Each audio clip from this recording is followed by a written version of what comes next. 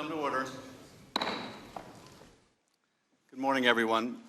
This is the third in a series of public hearings the committee will be holding as part of the House of Representatives impeachment inquiry. Without objection, the chair is authorized to declare a recess of the committee at any time. There is a quorum present. We will proceed today in the same fashion as our first hearing. I will make an opening statement, and then Ranking Member Nunes will have the opportunity to make a statement. Then we will turn to our witnesses for their opening statements and then to questions. For audience members, we welcome you and respect your interest in being here. In turn, we ask for your respect as we proceed with today's hearing. It is the intention of the committee to proceed without disruptions. As chairman, I'll take all necessary and appropriate steps to maintain order and ensure that the committee is run in accordance with House rules and House Resolution 660. With that, I now recognize myself to give an opening statement in the impeachment inquiry into Donald J. Trump, the 45th President of the United States.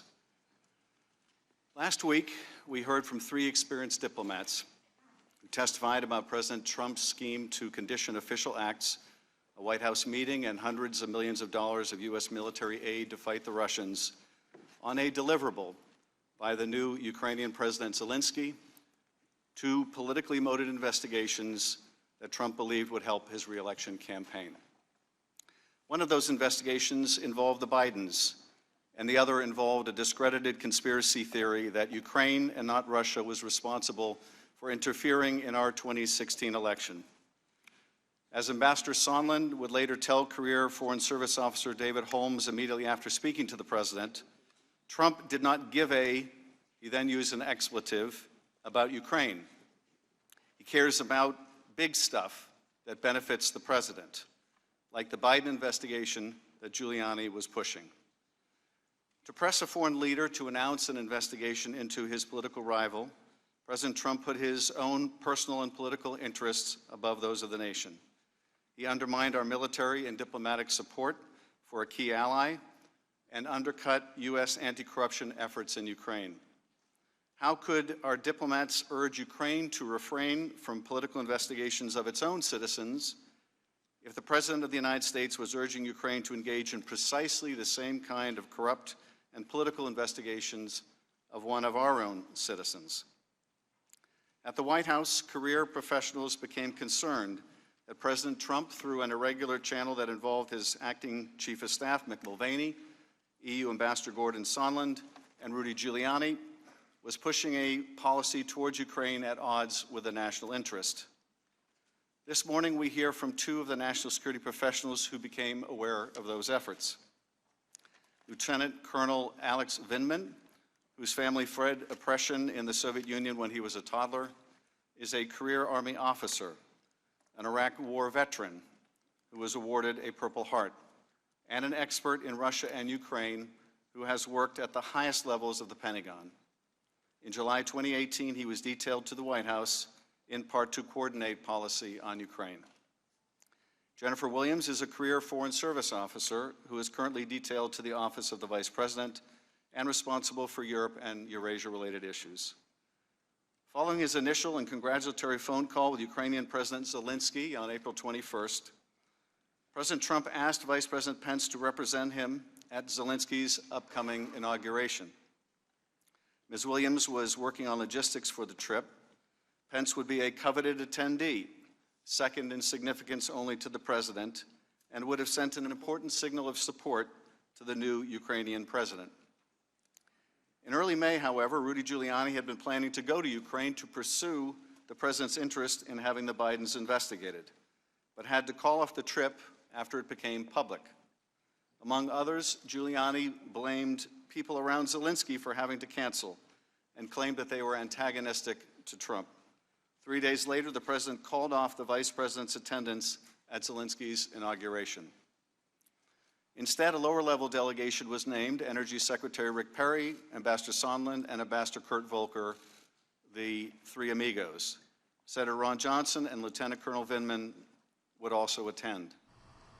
After returning from the inauguration, several members of the delegation briefed President Trump on their encouraging first interactions with Zelensky. They urged Trump to meet with the Ukrainian president, but Trump instead criticized Ukraine and instructed them to work with Rudy. A few weeks later, On July 10th, Ambassador Sondland met at the White House with a group of U.S. and Ukrainian officials, including Colonel Vindman, and informed the group that according to Chief of Staff Mulvaney, the White House meeting sought by the Ukrainian president with Trump would happen if Ukraine undertook certain investigations. National Security Advisor Bolton abruptly ended the meeting and said afterwards that he would not be part of whatever drug deal Sondland and Mulvaney are cooking up on this. Undeterred, Sondland brought the Ukrainian delegation downstairs to another part of the White House and was more explicit, according to witnesses. Ukraine needed to investigate the Bidens or Burisma if they were to get a White House meeting with Trump. After this discussion, which Vindman witnessed, he went to the National Security Council's top lawyer to report the matter.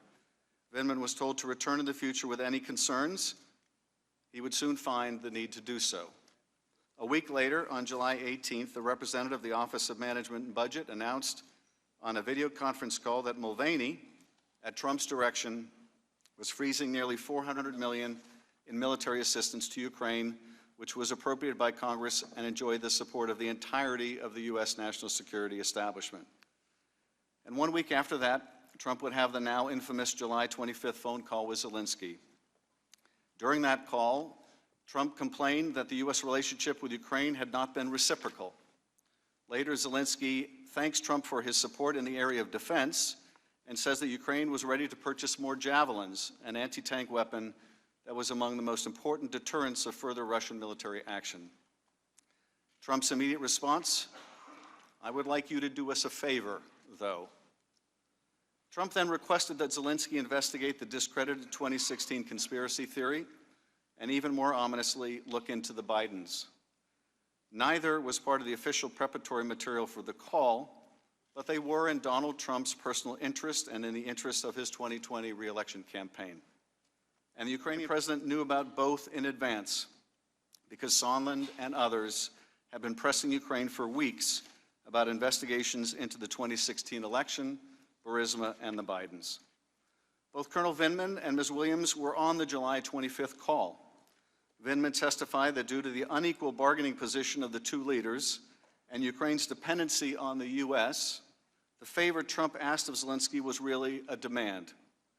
After the call, multiple individuals, including Vindman, were concerned enough to report it to the National Security Council's top lawyer. It was the second time in 2 weeks that Vindman had raised concerns with NSC lawyers.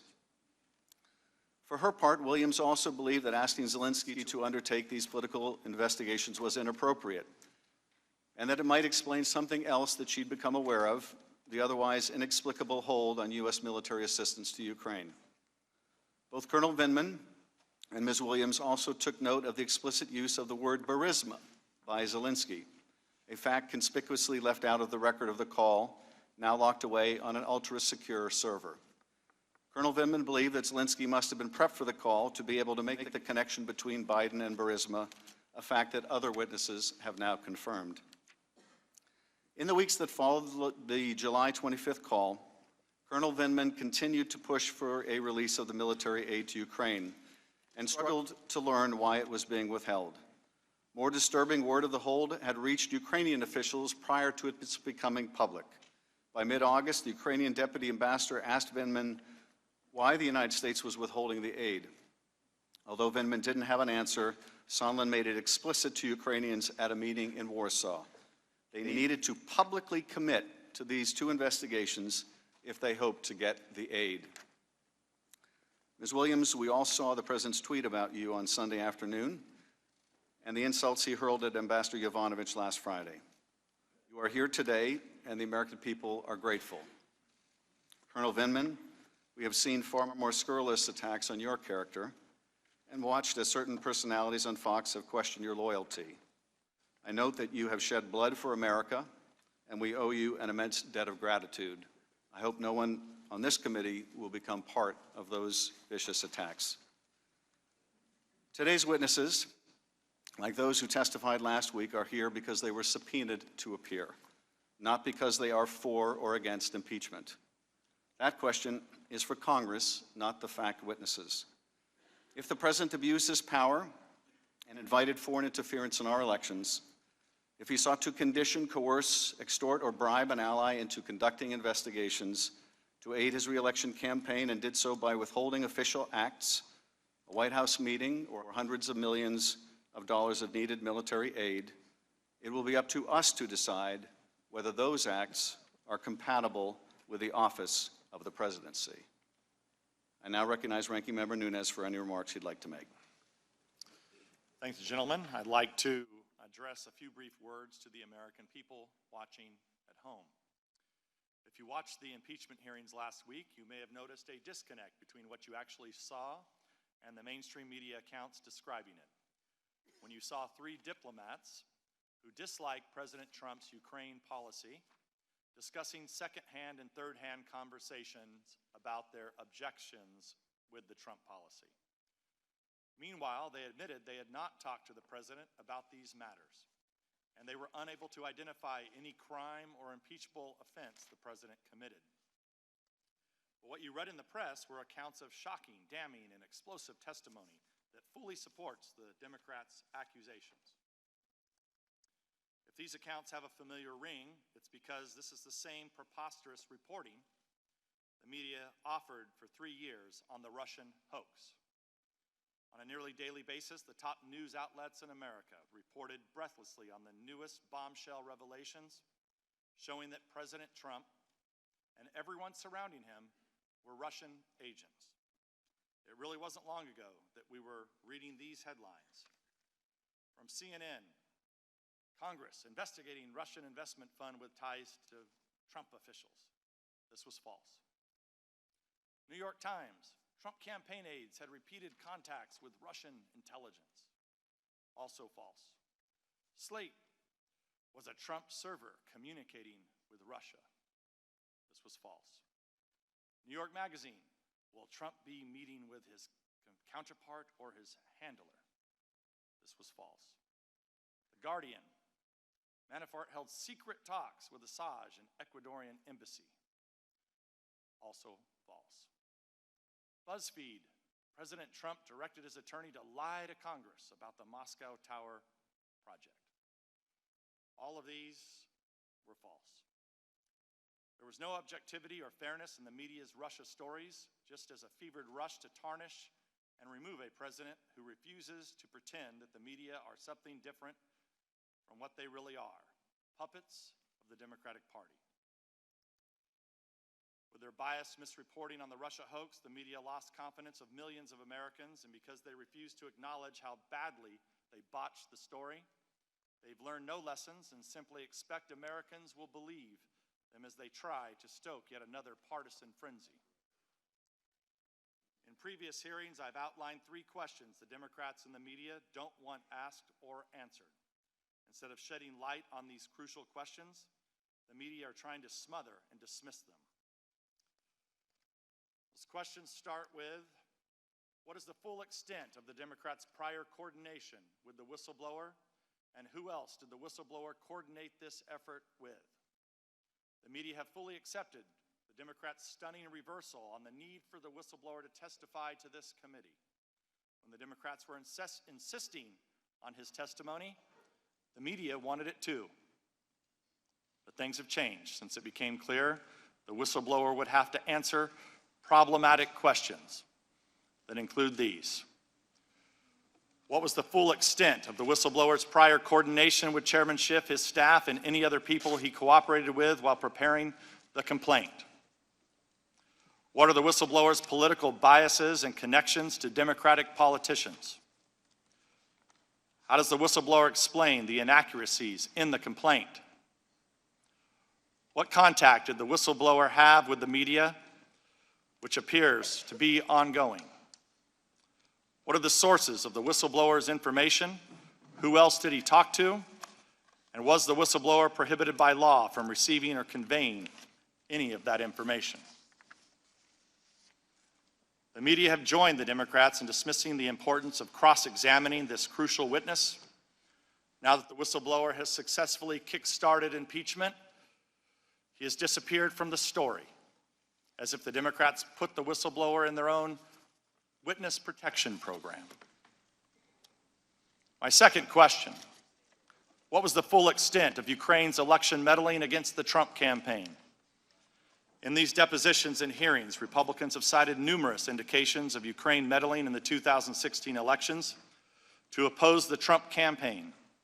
Many of these instances were reported, including the posting of many primary source documents by veteran investigative journalist John Solomon. Since the Democrats switched from Russia to Ukraine for their impeachment crusade, Solomon's reporting on Burisma, Hunter Biden, and Ukraine election meddling has become inconvenient for the Democratic narrative, and so the media is furiously smearing and libeling Solomon. In fact, the publication The Hill told its staff yesterday it would conduct a review of Solomon's Ukraine reporting. Coincidentally, the decision comes just 3 days after a Democrat on this committee told a Hill writer that she would stop speaking to The Hill because it had run Solomon's stories. And she urged the writer to relay her concerns to Hill's management. So now that Solomon's reporting is a problem for the Democrats, it's a problem for the media as well. I'd like to submit for the record John Solomon's October 31st story entitled "Debunking Some of Ukraine's Scandal Myths About Biden and Election Interference." I encourage viewers today to read this story and draw your own conclusions about the evidence Solomon has gathered. Ask unanimous consent that we put this into the record, Mr. Chair. Without objection. The concerted campaign by the media to discredit and disown some of their own colleagues is shocking. And we see it again in the sudden denunciations of New York Times reporter Ken Vogel as a conspiracy theorist after he covered similar issues, including a 2017 Politico piece entitled "Ukrainian Efforts to Sabotage Trump Backfire." My third question: why did Burisma hire Hunter Biden? What did he do for them? And did his position affect any U.S. government actions under the Obama administration? We have now heard testimony from the Democrats' own witnesses that diplomats were concerned about a conflict of interest involving Hunter Biden. That's because he had secured a well-paid position despite having no qualifications on the board of a corrupt Ukrainian company, while his father was vice president charged with overseeing Ukrainian issues. After trying out several different accusations against President Trump, the Democrats have recently settled on bribery. According to widespread reports, they replaced their quid pro quo allegation because it wasn't polling well. But if the Democrats and the media are suddenly so deeply concerned about bribery, you would think they would take some interest in Burisma paying Hunter Biden $83,000 a month. And you think they would be interested in Joe Biden threatening to withhold U.S. loan guarantees unless the Ukrainians fired a prosecutor who was investigating Burisma. That would be a textbook example of bribery. The media, of course, are free to act as Democrat puppets, and they're free to lurch from the Russia hoax to the Ukraine hoax at the direction of their puppet masters. But they cannot reasonably expect to do so without alienating half the country who voted for the president they're trying to expel. Americans have learned to recognize fake news when they see it, and if the mainstream press won't give it to them straight, they'll go elsewhere to find it, which is exactly what the American people are doing. With that, I yield back. I thank the gentleman. Today we are joined by Lieutenant Colonel Vindman and Jennifer Williams. Lieutenant Colonel Alexander Vindman is an active duty military officer who joined the Army after college and served multiple tours overseas, serving in South Korea, Germany, and Iraq. He was deployed to Iraq at a time of heavy fighting and was awarded a Purple Heart after being wounded by a roadside bomb. Since 2008, Colonel Vindman has served as a foreign area officer specializing in Eurasia, serving both at home and in U.S. embassies in Ukraine and Russia. He has served as a politico-military affairs officer for Russia for the chairman of the Joint Chiefs of Staff. He joined the Trump administration in July 2018 when he was asked to serve on the National Security Council. Jennifer Williams began her career in government service in 2005, shortly after graduating from college when she joined the Department of Homeland Security as a political appointee during the George W. Bush administration, and after working as a field representative on the 2004 Bush-Cheney presidential campaign. She joined the Foreign Service the following year, completing tours in Jamaica, Beirut, and Lebanon. Prior to joining the office of the Vice President, she served at the U.S. Embassy in London as a public affairs officer. In April 2019, Ms. Williams was detailed to the office of the Vice President, Mike Pence, where she serves as a special advisor on his foreign policy team covering Europe and Russia issues. In that capacity, she keeps the Vice President aware of foreign policy issues in Europe and Russia and prepares him for foreign policy engagements and meetings with foreign leaders. Two final points before witnesses are sworn. First, witness depositions as part of this inquiry were unclassified in nature, and all open hearings will also be held at the unclassified level. Any information that may touch unclassified information will be addressed separately. Second, Congress will not tolerate any reprisal, threat of reprisal, or attempt to retaliate against any U.S. government official for testifying before Congress, including you or any of your colleagues. If you would both please rise and raise your right hand, I will begin by swearing you in. Do you swear or affirm that the testimony you are about to give is the truth, the whole truth, and nothing but the truth, so help you God? Let the record show the witnesses have answered in the affirmative. Thank you, and you may be seated. The microphones are sensitive, so please speak directly into them. Without objection, your written statement will be made part of the record. With that, Ms. Williams, you are now recognized for your opening statement, and when you are concluded, Lieutenant Colonel Vindman, you are recognized immediately thereafter for your opening statement. Ms. Williams. Thank you, Chairman Schiff, Ranking Member Nunes, and other members of the committee for the opportunity to provide this statement. I appear today pursuant to a subpoena and am prepared to answer your questions to the best of my abilities. I have had the privilege of working as a Foreign Service officer for nearly 14 years, working for 3 different presidential administrations, 2 Republican and 1 Democratic.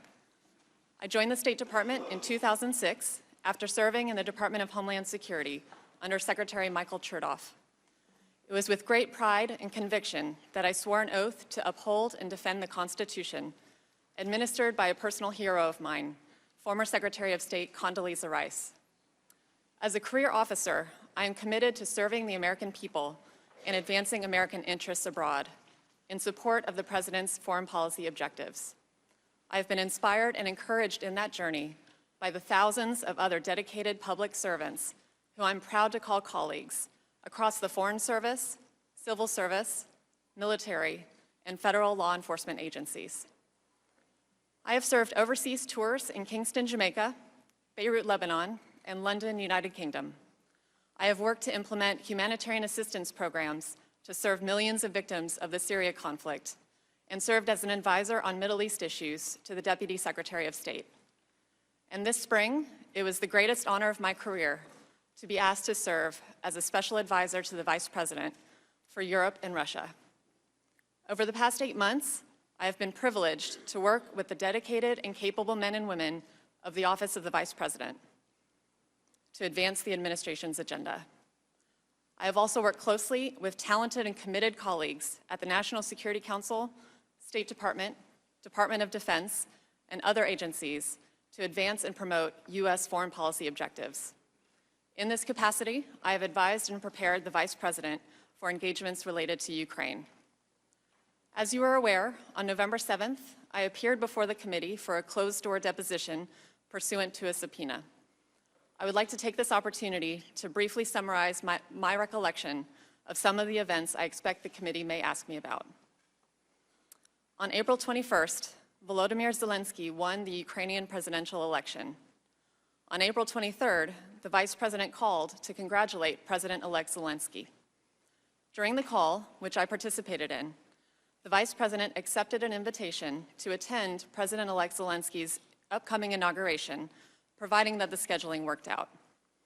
The Vice President had only a narrow window of availability at the end of May, and the Ukrainian Parliament would not meet to set a date for the inauguration until after May 14th.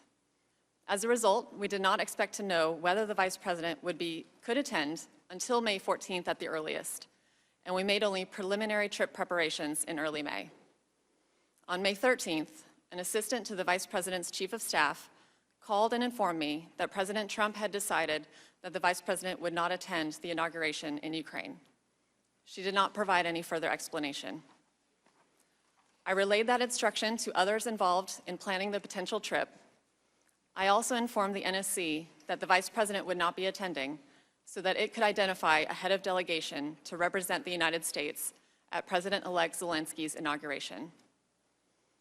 On July 3rd, I learned that the Office of Management and Budget had placed a hold on a tranche of security assistance designated for Ukraine. According to the information I received, OMB was reviewing whether the funding was aligned with the administration's priorities.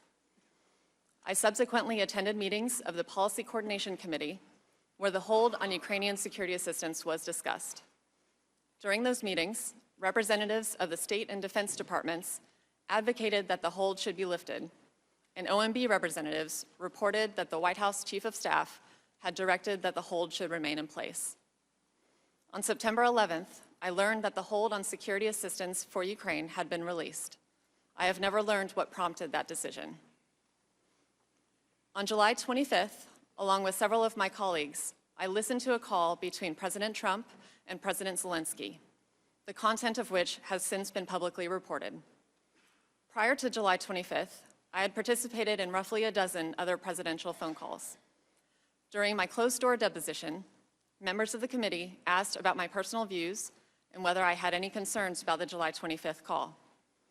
As I testified then, I found the July 25th phone call unusual because, in contrast to other presidential calls I had observed, it involved discussion of what appeared to be a domestic political matter. After the July 25th call, I provided an update in the Vice President's daily briefing book, indicating that President Trump had a call that day with President Zelensky. A hard copy of the memorandum transcribing the call was also included in the book. I do not know whether the Vice President reviewed my update or the transcript. I did not discuss the July 25th call with the Vice President or any of my colleagues in the Office of the Vice President or the NSC. On August 29th, I learned that the Vice President would be traveling to Poland to meet with President Zelensky on September 1st. At the September 1st meeting, which I attended, President Zelensky asked the Vice President about news articles reporting a hold on U.S. security assistance for Ukraine. The Vice President responded that Ukraine had the United States' unwavering support and promised to relay their conversation to President Trump that night. During the September 1st meeting, neither the Vice President nor President Zelensky mentioned the specific investigations discussed during the July 25th phone call. Thank you again for the opportunity to provide this statement. I'd be happy to answer any questions.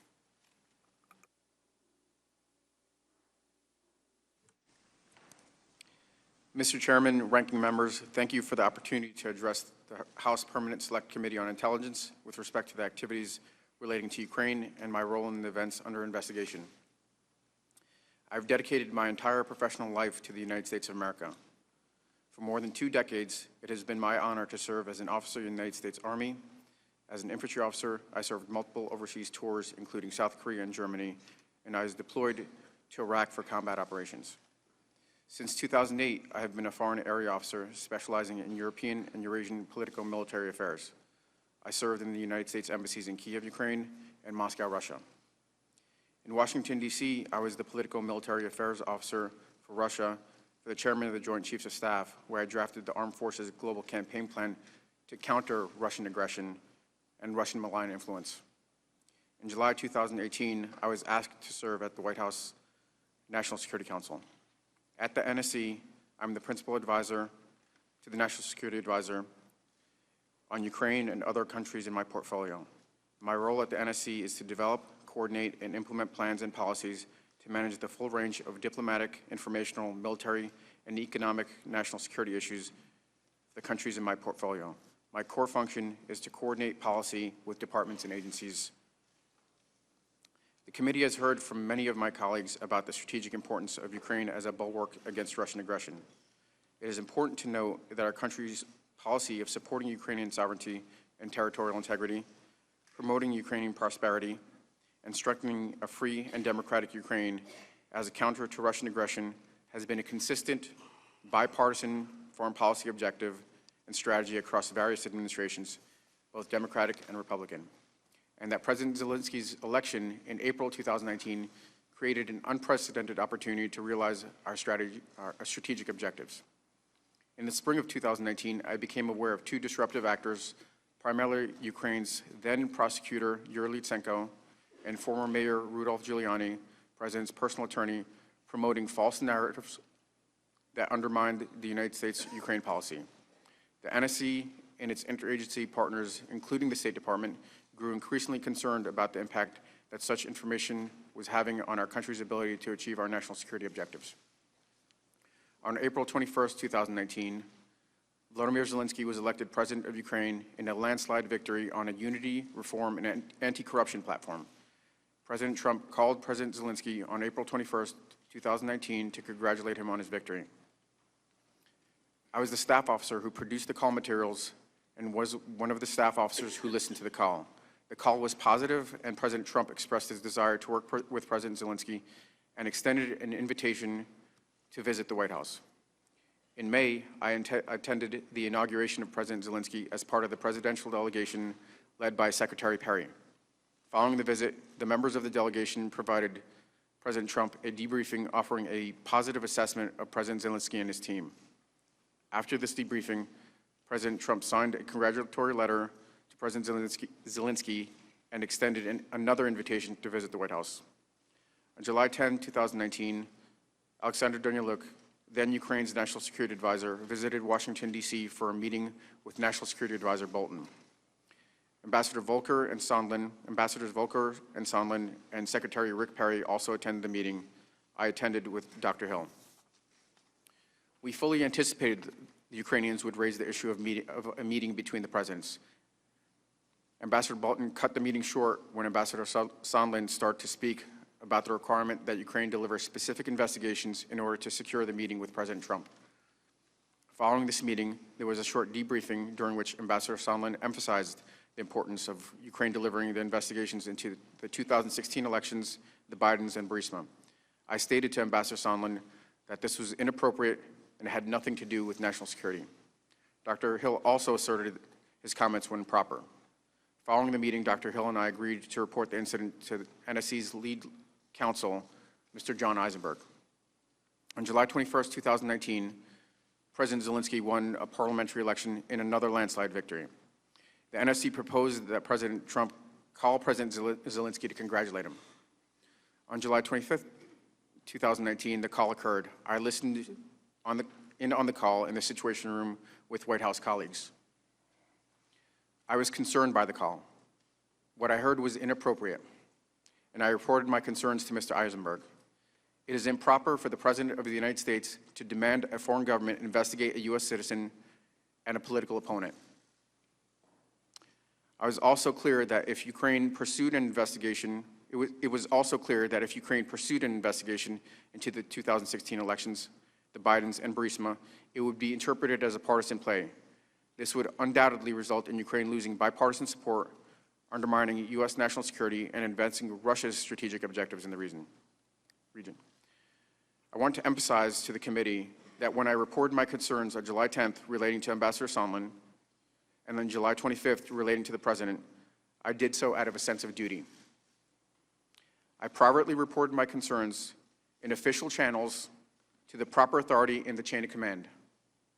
My intent was to raise these concerns because they had significant national security implications for our country. I never thought that I'd be sitting here testifying in front of this committee and the American public about my actions. When I reported my concerns, my only thought was to act properly and to carry out my duty. Following each of my reports to Mr. Eisenberg, I immediately returned to work to advance the President's and our country's foreign policy objectives. I focused on what I have done throughout my military career, promoting America's national security interests. I want to take a moment to recognize the courage of my colleagues who have appeared and are scheduled to appear before this committee.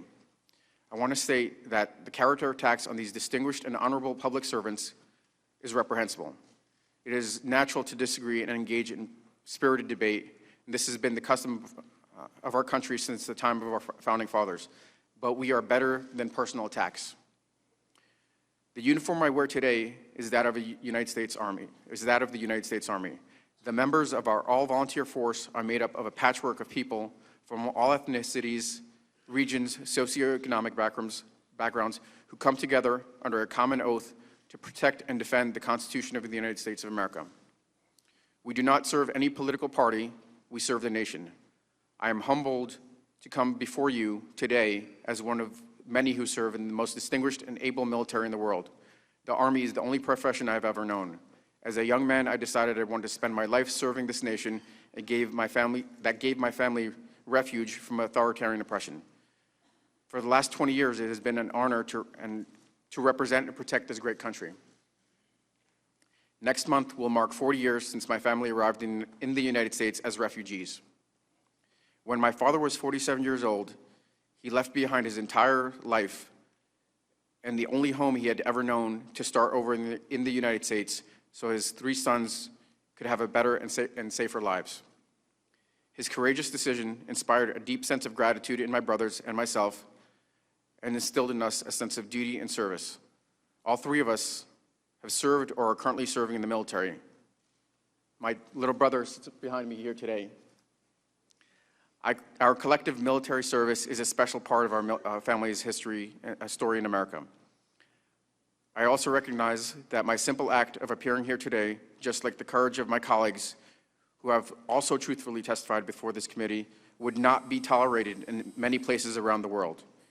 In Russia, my act of expressing concern to the chain of command in an official and private channel would have severe personal and professional repercussions, and offering public testimony involving the president would surely cost me my life. I'm grateful to for my father's brave act of hope 40 years ago and for the privilege of being an American citizen and public servant, where I can live free of fear for mine and my family's safety. Dad, I'm sitting here today in the U.S. Capitol talking to our elected professionals is proof that you made the right decision 40 years ago to leave the Soviet Union and come here to the United States of America in search of a better life for our family. Do not worry. I will be fine for telling the truth. Thank you again for your consideration. I'll be happy to answer your questions. Thank you, Colonel. Thank you, Ms. Williams. Colonel, your brother and family are more than welcome here. We're grateful to have them with us. We will proceed to the first round of questions as detailed in the memo provided to committee members. There'll be 45 minutes of questions conducted by the chairman or majority counsel, followed by 45 minutes for the ranking member or minority counsel. Under House Resolution 660, that time may not be delegated to other members. Following that, unless I specify an additional equal time for extended questioning, we will proceed under the 5-minute rule, and every member will have a chance to ask questions. I now recognize myself or majority counsel for the first 45 minutes.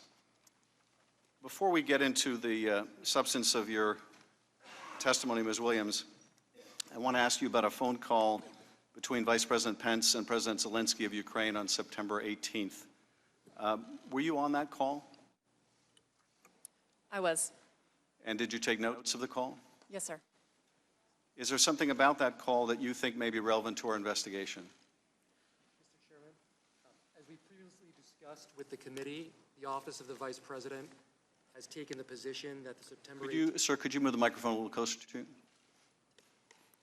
As we've previously discussed with both majority and minority staff of the committee, the Office of the Vice President has taken the position that the September 18th call is classified. As a result, with respect to the call, I'd refer the committee to the public record, which includes Ms. Williams' November 7th testimony, which has been publicly released, as well as the public readout of that call, which has previously been issued by the White House. Beyond that, given the position of the Vice President's office on classification, I've advised Ms. Williams not to answer further questions about that call in an unclassified setting. Thank you, Counsel. Ms. Williams, I would only ask you in this setting whether you think there's something relevant to our inquiry in that call, and whether, if so, you'll be willing to make a classified submission to the committee. I would also refer to my testimony that I gave in the closed session, and I'm very happy to appear for a classified setting discussion as well. It may not be necessary for you to appear if you'll be willing to submit the information in writing to the committee. I'd be happy to do so. I thank you. Colonel Vindman, if I could turn your attention to the April 21st call, that is the first call between President Trump and President Zelensky. Did you prepare talking points for the President to use during that call? Yes, I did. And did those talking points include rooting out corruption in Ukraine? Yes. That was something the President was supposed to raise in the conversation with President Zelensky? Those were the recommended talking points that were cleared through the NSC staff for the President, yes. Did you listen in on that call? Yes, I did. The White House has now released the record of that call. Did President Trump ever mention corruption in the April 21st call? To the best of my recollection, he did not. On the April 21st call, President Trump told President Zelensky that he would send a high-level U.S. delegation to the inauguration. Following that call, Ms. Williams, was your understanding that the President wanted the Vice President to attend the inauguration in Kyiv? Yes, that was my understanding. And did the President subsequently tell the Vice President not to attend the inauguration? I was informed by our Chief of Staff's office, by the Vice President's Chief of Staff's office, that the President had told the Vice President not to attend. I did not witness that conversation.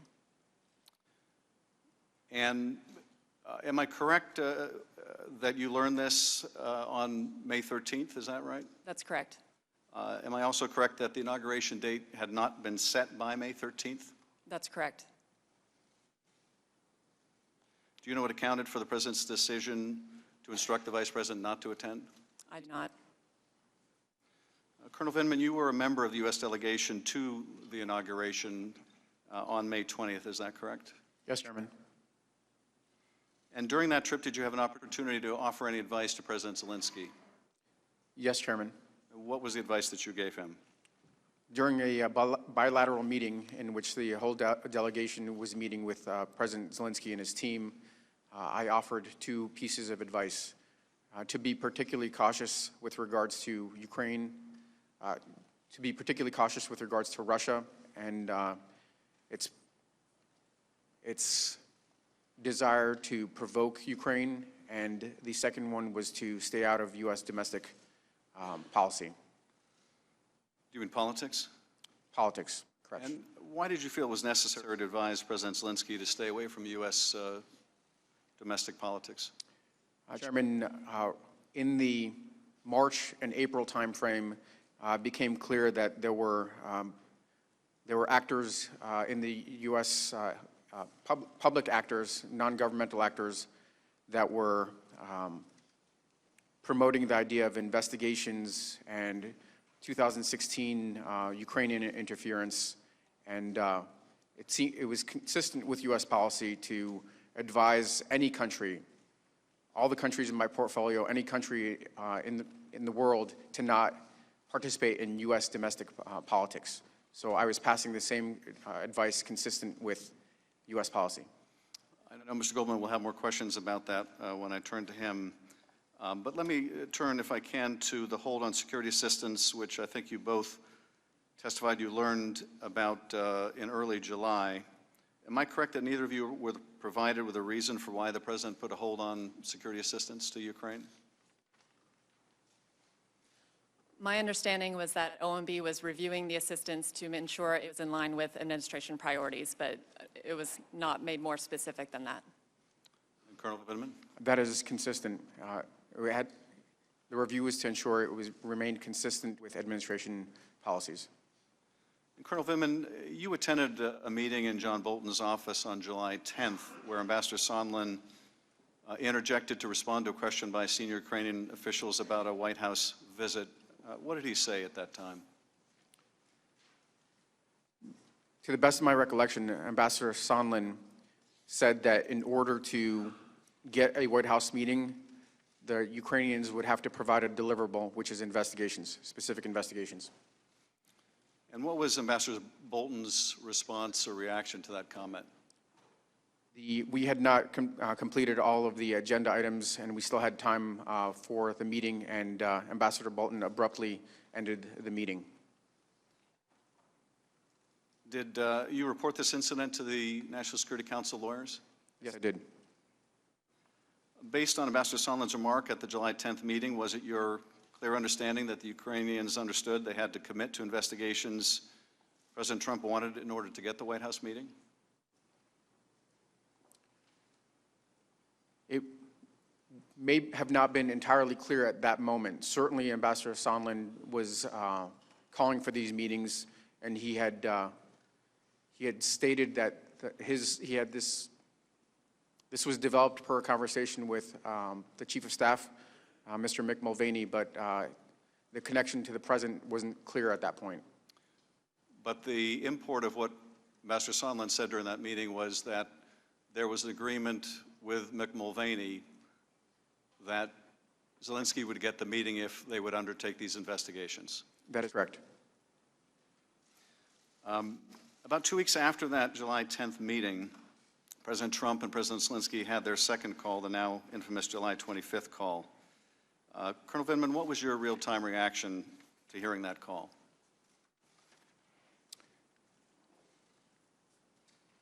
Chairman, without hesitation, I knew that I had to report this to the White House counsel. I had concerns, and it was my duty to report my concerns to the proper people in the chain of command. And what was your concern? Well, Chairman, as I said in my statement, it was inappropriate, it was improper for the President to request to demand an investigation into a political opponent, especially a foreign power where there's at best dubious belief that this would be a completely impartial investigation, and that this would have significant implications if it became public knowledge, and it would be perceived as a partisan play. It would undermine our Ukraine policy, and it would undermine our national security. Now, Colonel, you've described this as a demand, this favor that the President asked. What is it about the relationship between the President of the United States and the President of Ukraine that leads you to conclude that when the President of the United States asks a favor like this, it's really a demand? Chairman, the culture I come from, the military culture, when a senior asks you to do something, even if it's polite and pleasant, it's not to be taken as a request. It's to be taken as an order. In this case, the power disparity between the two leaders, my impression is that in order to get the White House meeting, President Zelensky would have to deliver these investigations. Ms. Williams, I think you described your reaction in your deposition as, when you listened to the call, as you found it unusual and inappropriate. But I was struck by something else you said in your deposition. You said that it shed some light on possible other motivations behind a security assistance hold. What did you mean by that? Mr. Chairman, I was asked during the closed-door testimony how I felt about the call, and in reflecting on what I was thinking in that moment, it was the first time I had heard internally the President reference particular investigations that previously I had only heard about through Mr. Giuliani's press interviews in press reporting. So in that moment, it was not clear whether there was a direct connection or linkage between the ongoing hold on security assistance and what the President may be asking President Zelensky to undertake in regard to investigations. So it was noteworthy in that regard. I did not have enough information to draw any firm conclusions. But it raised a question in your mind as to whether the two were related. It was the first I had heard of any requests of Ukraine which were that specific in nature. So it was noteworthy to me in that regard.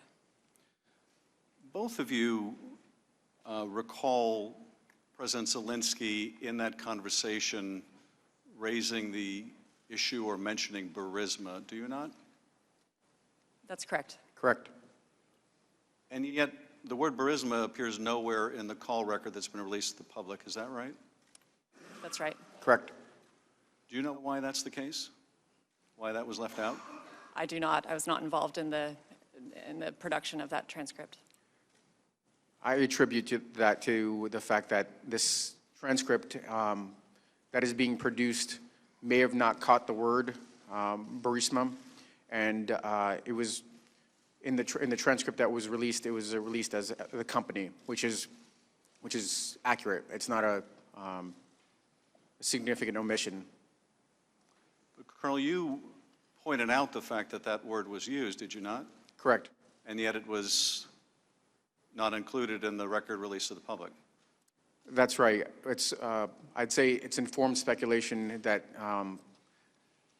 the folks that produce these transcripts do the best they can, and they just didn't catch the word, and that was my responsibility to then make sure that the transcript was as accurate as possible, and that's what I attempted to do by putting that word back in, because that was in my notes. I think, Colonel, you testified in your deposition that you found it striking that Zelensky would bring up Burisma, that it indicated to you that he had been prepped for the call, to expect this issue to come up. What led you to that conclusion? It seemed unlikely that he would be familiar with a single company in the context of a call that was on the broader bilateral relationship. And it seemed to me that he was either tracking this issue because it was in the press or he was otherwise prepped. Mr. Goldman. Thank you, Mr. Chairman. Good morning to both of you. Morning. On July 25th at approximately 9 a.m., you both were sitting in the Situation Room, probably not too much further away than you are right now. And you were preparing for a long-awaited phone call between President Trump and President Zelensky. Now, Colonel Vindman, in advance of this phone call, did you prepare talking points as you did for the April 21st call? Yes, I did. What were those talking points based upon? They were, so this is not in the public record, and I can't comment too deeply, but what is, the areas that we've consistently talked about in public is cooperation on supporting his reform agenda, anti-corruption efforts, and helping President Zelensky implement his plans to end Russia's war against Ukraine. In other words, they're based on official U.S. policy? Correct. And is there a process to determine official U.S. policy? Yes, that is, my job is to coordinate U.S. policy. So throughout the preceding year that I've been on staff, I had undertaken an effort to make sure we had a cohesive, coherent U.S. policy. And as you listened to the call, did you observe whether President Trump was following the talking points based on the official U.S. policy? Counsel, the president could choose to use the talking points or not. He's the president, but they were not consistent with what I provided, yes. Let's take a look at a couple of excerpts from this call. And right after President Zelensky thanked President Trump for the United States' support in the area of defense, President Trump asks President Zelensky for a favor and then raises this theory of Ukrainian interference in the 2016 election. He says in the highlighted portion, "I would like you to do us a favor, though, because our country has been through a lot and Ukraine knows a lot about it. I would like you to find out what happened with this whole situation with Ukraine. They say CrowdStrike.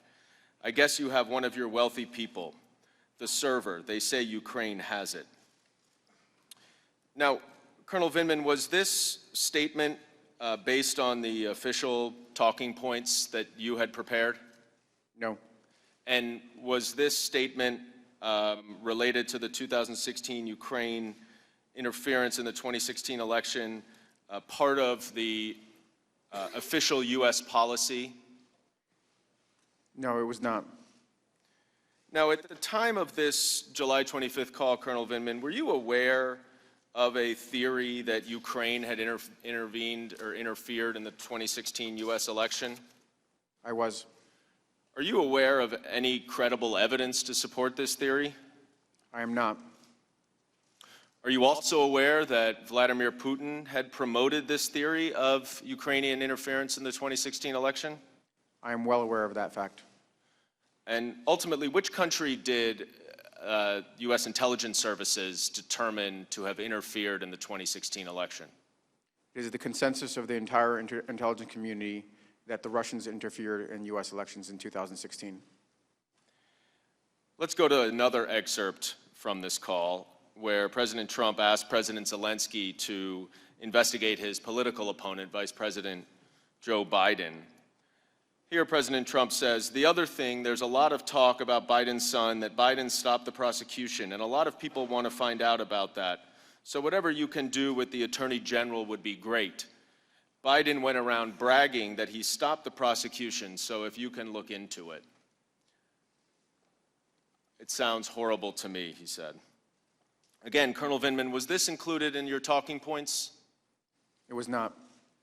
Is such a request to investigate a political opponent consistent with official U.S. policy? Was not consistent with the policy as I understood it. Now, are you aware of any credible allegations or evidence to support this notion that Vice President Biden did something wrong or against U.S. policy with regard to Ukraine? I am not. Ms. Williams, are you familiar with any credible evidence to support this theory against Vice President Biden? No, I'm not.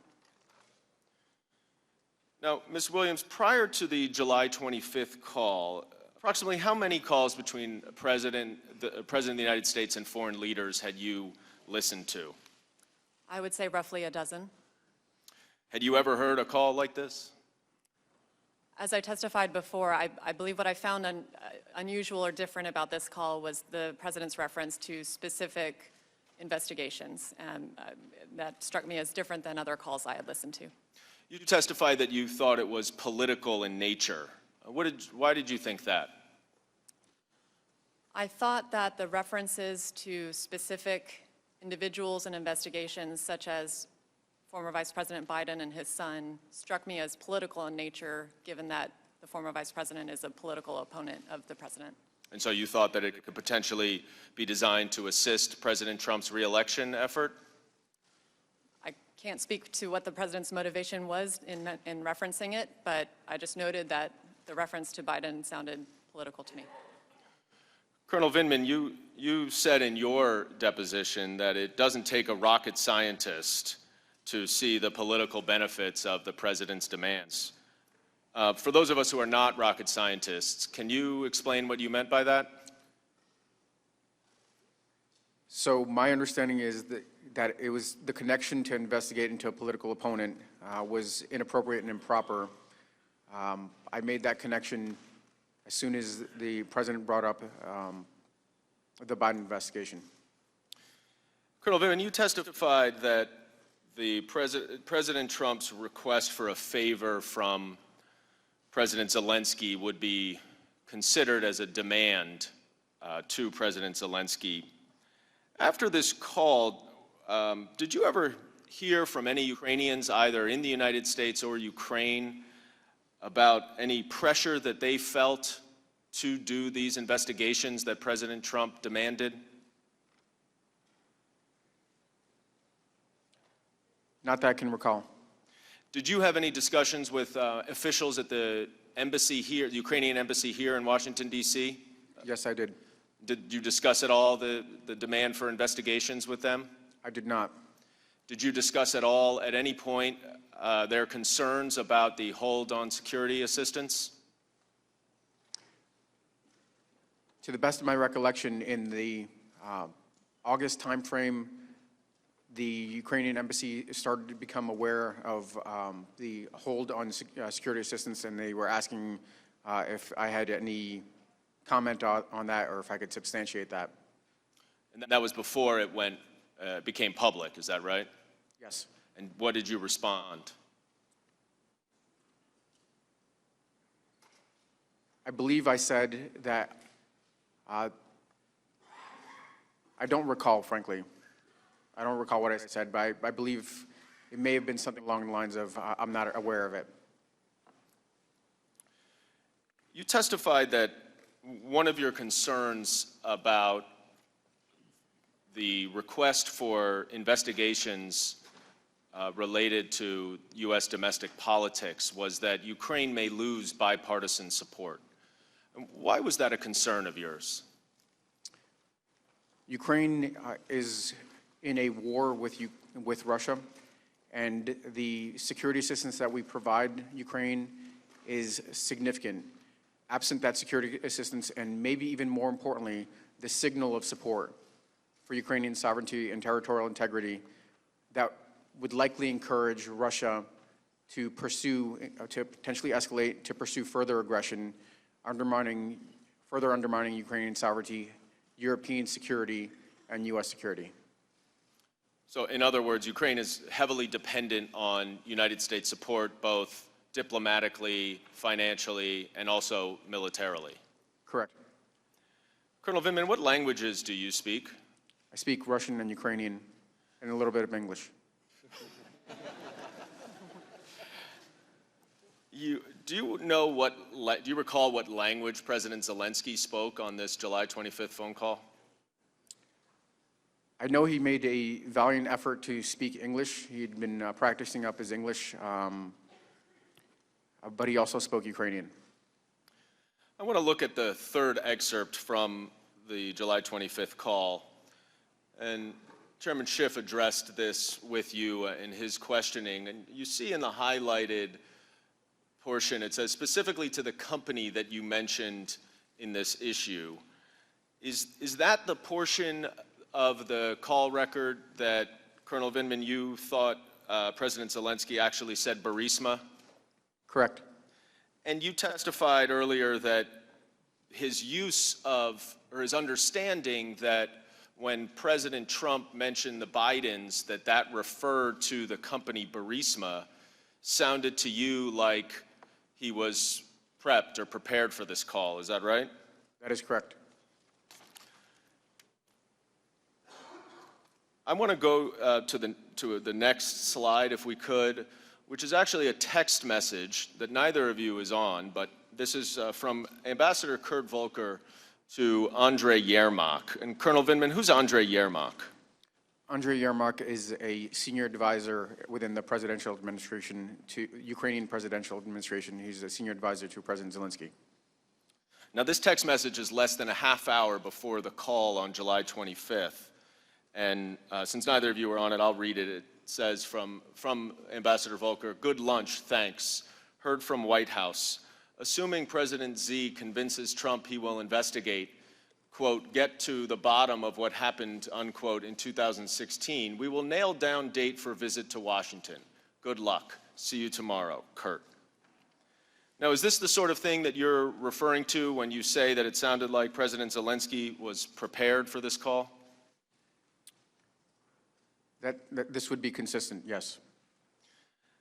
Now, turning to the fourth excerpt from the July 25th call, where Ukraine's President Zelensky links the White House meeting to the investigations that President Trump requests. President Zelensky says, "I also wanted to thank you for your invitation to visit the United States, specifically Washington, D.C. On the other hand, I also wanted to assure you that we will be very serious about the case and will work on the investigation." Colonel Vindman, when President Zelensky says, "on the other hand," would you agree that he's acknowledging a linkage between the White House visit that he mentions in the first sentence and the investigations that he mentions in the second sentence?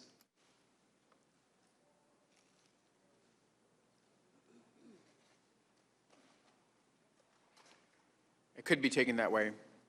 I'm not sure if it seems like a reasonable conclusion. And if that is the case, that would be consistent with the text message that Ambassador Volker sent to Andrei Yermak right before the call. Is that right? Seemingly so. Now, You've testified in your deposition that a White House visit, an Oval Office visit, is very important to President Zelensky. Why is that?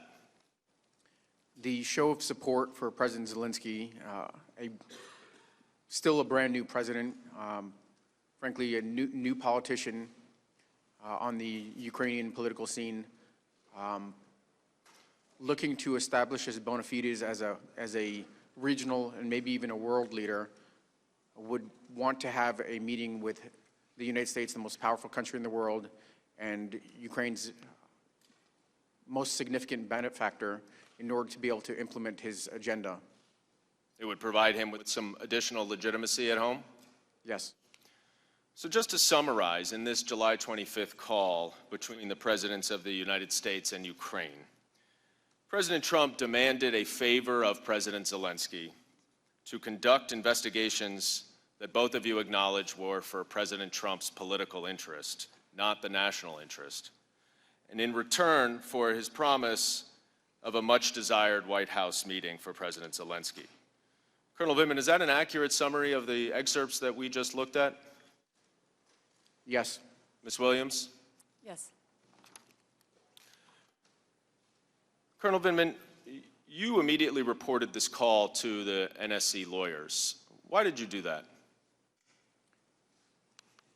So at this point, I had already been tracking this initially, what I would describe as alternative narrative, false narrative, and I was certainly aware of the fact that it was starting to reverberate, gain traction.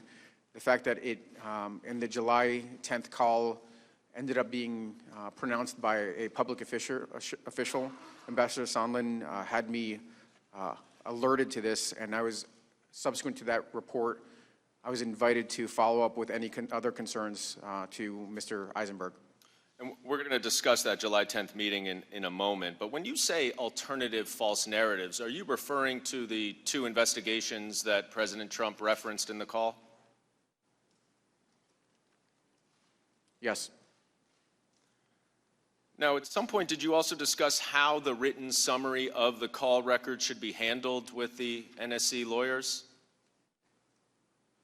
There was, following the report, there was a discussion in the legal shop on the best way to manage the transcript, yes. What did you understand they concluded? My understanding is that this was viewed as a sensitive transcript, and to avoid leaks, and if I recall the term properly, or something along the lines of preserve the integrity of the transcript, it should be segregated to a smaller group of folks. To preserve the integrity of the transcript, what did that mean? I'm not sure. It seems like a legal term. I'm not an attorney, but it was.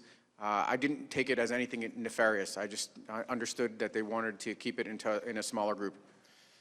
If there was real interest in preserving the integrity of the transcript, don't you think they would have accepted your correction that Burisma should have been included? Not necessarily. The way these edits occur, they go through, like everything else, a approval process. I made my contribution. It was cleared by Mr. Morrison. Then when I returned it, sometimes that doesn't happen. There are administrative errors. I think that in this case, I didn't see it. When I first saw the transcript without the two substantive items that I had attempted to include, I didn't see that as nefarious. I just saw it as, okay, no big deal. These might be meaningful, but it's not that big a deal. You said two substantive issues. What was the other one? There was a reference in a section. One second. Yeah, on page 4, the top paragraph. Let me find the right spot. Okay. Yes, you can look into it. Ellipse. There are videos. So is what I recall, or the recordings. Instead of an ellipses, it should have said, to what you heard, that there are recordings? Correct. Did you ultimately learn where the call record was put? I understood that it was being segregated into a separate system, separate secure system. Why would it be put on a separate secure system? This is definitely not unprecedented, but at times, if you want to limit access to a smaller group of folks, you put it on the secure system to ensure that a smaller group of people with access to the secure system have it. But can't you also limit the number of people who can access it on the regular system? You can do that, but to the best of my recollection, the decision was made, frankly, on the fly after the fact after I conveyed my concerns to Mr. Eisenberg. Mr. Ellis came in. He hadn't heard the entire conversation, and when it was mentioned that it was sensitive, it was kind of on-the-fly decision to just segregate it in this other system. Mr. Eisenberg and Mr. Ellis are the NSC lawyers? Correct. But it was your understanding that it was not a mistake to put it on the highly classified system, is that right? I'm not sure I understand. Was it intended to be put on the highly classified system by the lawyers? Or was it a mistake that it was put there? I think it was intended, but again, it was intended to prevent leaks and to limit access.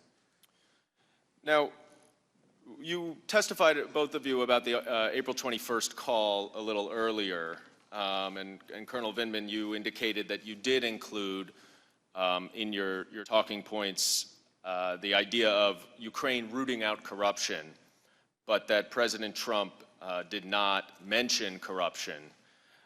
I want to go to the White House readout from the April 21st call. And I'm not going to read the whole thing, but you see the highlighted portion where it says root out corruption? Yes. So in the end, this readout was false, is that right?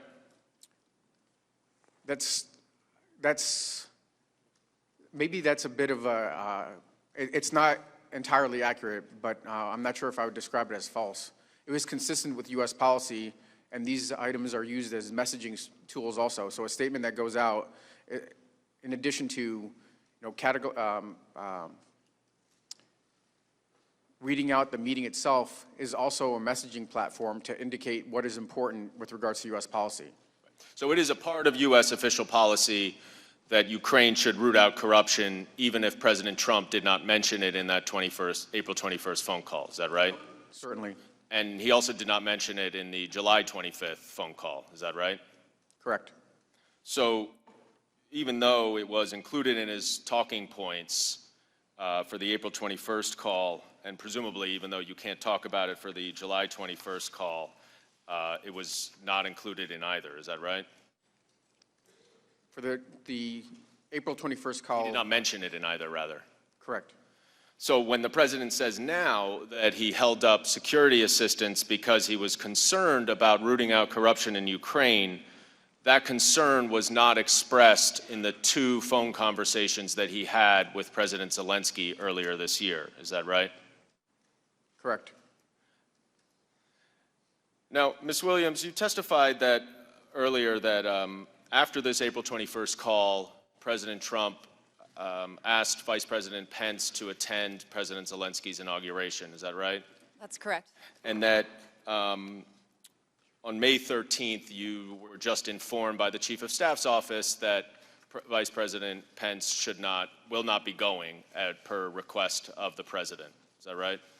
That's what I was informed, yes. And you didn't know what had changed from April 21st to May 13th. Is that right? No, not in terms of that decision. Well, Colonel Vindman, since you in particular are a little bit more perhaps than Ms. Williams, who has a broader portfolio, focuses on Ukraine, I want to ask you if you were aware of the following things that happened from April 21st to May 13th. Were you aware that Ambassador Yovanovitch was abruptly recalled from Ukraine in that time? Yes.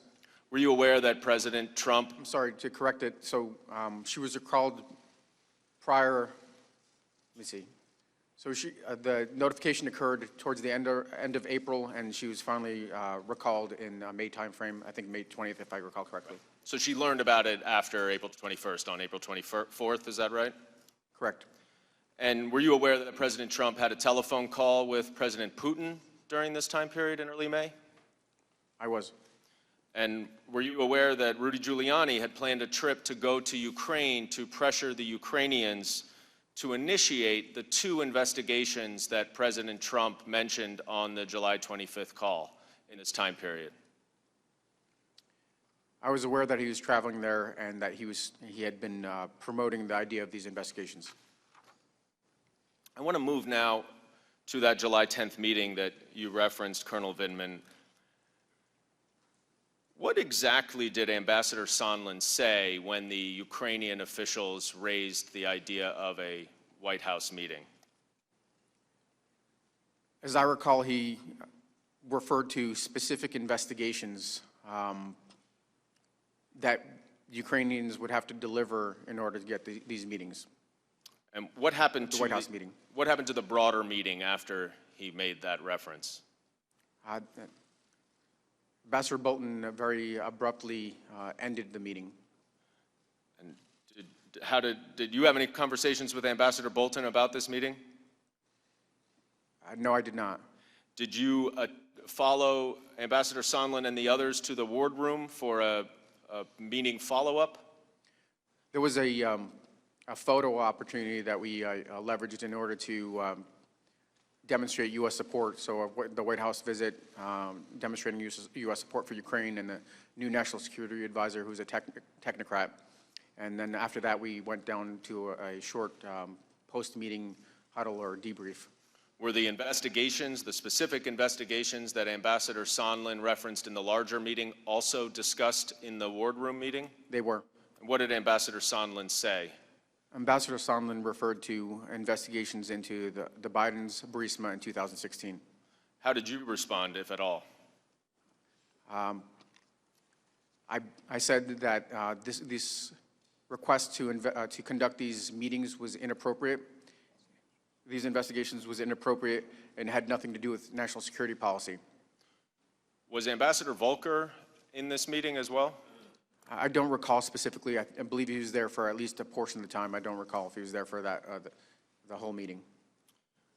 Was this statement made in front of the Ukrainian officials? I believe there was some discussion prior to the Ukrainians leaving, when it was apparent there was some discord between the senior folks, Ambassador Sondland, and other White House staff, myself. They were asked to step out. So I don't recall if they were there for the entire discussion. The senior White House staff you're referring to, does that include Fiona Hill, your immediate supervisor at the time? Correct. Now, you said you also reported this incident to the NSC lawyers, is that right? Correct. And what was their response? John Eisenberg said that he took notes while I was talking, and he said that he would look into it. Why did you report this meeting and this conversation to the NSC lawyers? Because it was inappropriate, and following the meeting, I had a short conversation, following the post-meeting meeting in the wardroom, I had a short conversation with Dr. Hill, and we discussed the idea of needing to report this.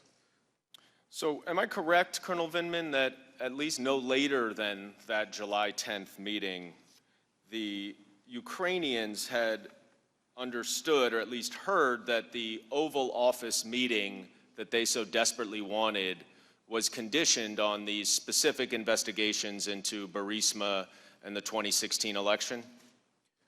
That was the first time I was aware of the Ukrainians being approached directly by a government official. And directly linking the White House meeting to the investigations? Correct.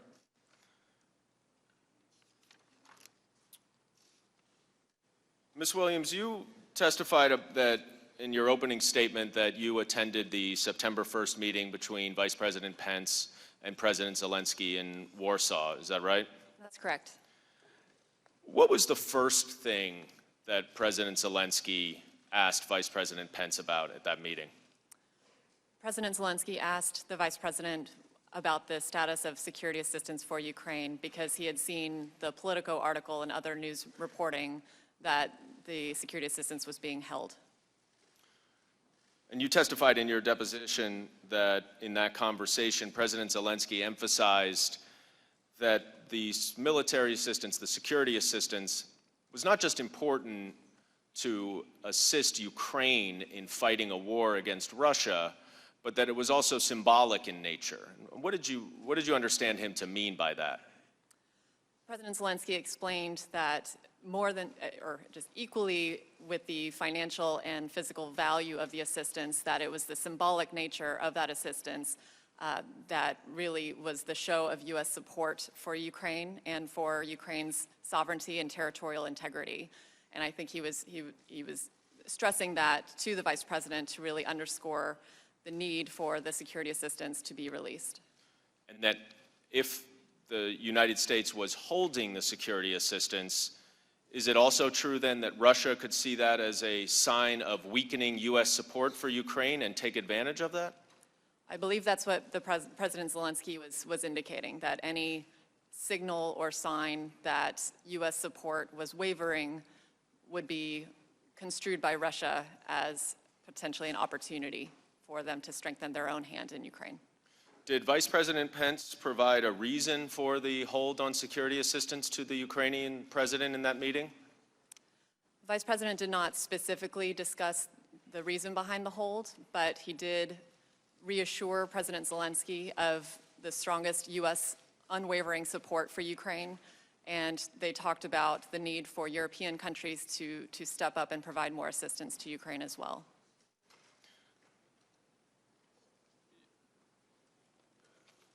Did Vice President Pence report back to President Trump on that meeting, to your knowledge? The Vice President conveyed to President Zelensky that he would follow up with President Trump that evening and convey to President Trump what he had heard from President Zelensky with regard to his efforts to implement reforms in Ukraine. I am aware that the Vice President spoke to President Trump that evening, but I was not privy to the conversation. Are you also aware, however, that the security assistance hold was not lifted for another 10 days after this meeting? That's correct. And am I correct that you didn't learn the reason why the hold was lifted? That's correct. Colonel Vindman, you didn't learn a reason why the hold was lifted either, is that right? Correct. Colonel Vindman, are you aware that the committees launched an investigation into Ukraine matters on September 9th, 2 days before the hold was lifted? I am aware, and I was aware. And on September 10th, the Intelligence Committee requested the whistleblower complaint from the Department of National Intelligence. Are you aware of that? I don't believe I was aware of that. Were you aware that the White House was aware of this whistleblower complaint prior to that date? The first I heard of the whistleblower complaint is, I believe, when the news broke. I was only aware of the committees investigating the hold on security assistance. So is it accurate to say, Colonel Vindman, that whatever reason that was provided for the hold, including the administrative policies, which would support the hold, would support the security assistance, is that right, to your understanding? I'm sorry, I didn't understand that. I was just asking that the administrative policies of President Trump supported the security assistance. Is that your understanding? So the interagency policy was to support security assistance for Ukraine. Thank you. I yield back. Now recognize Ranking Member Nunes or Minority Counsel for 45 minutes. Thank you. Ms. Williams, welcome. I want to just establish a few basic facts about your knowledge of Ukraine, Burisma, and the role of the Bidens. Yes, sir. You spend an extraordinary amount of your time on Ukraine, correct? Ukraine is one of the countries in my portfolio. I would not say an extraordinary amount of time, but certainly the Vice President has engaged on Ukraine policy quite a bit in my 8 months. And it's in your portfolio. That's correct. First off, were you aware in September of 2015, then U.S. Ambassador to Ukraine, Jeffrey Pyatt, publicly called for an investigation into Zlochevsky, the president of Burisma. Were you aware of these public statements? No, not at the time. You are today, though. I've since heard them, yes. Did you know of anti-Trump efforts by various Ukrainian officials as well as Alexander Chalupa, a DNC consultant? No, I was not aware. Did you know about the Deputy Assistant Secretary of State Kent's concerns about potential conflict of interest into Hunter Biden sitting on the board of Burisma?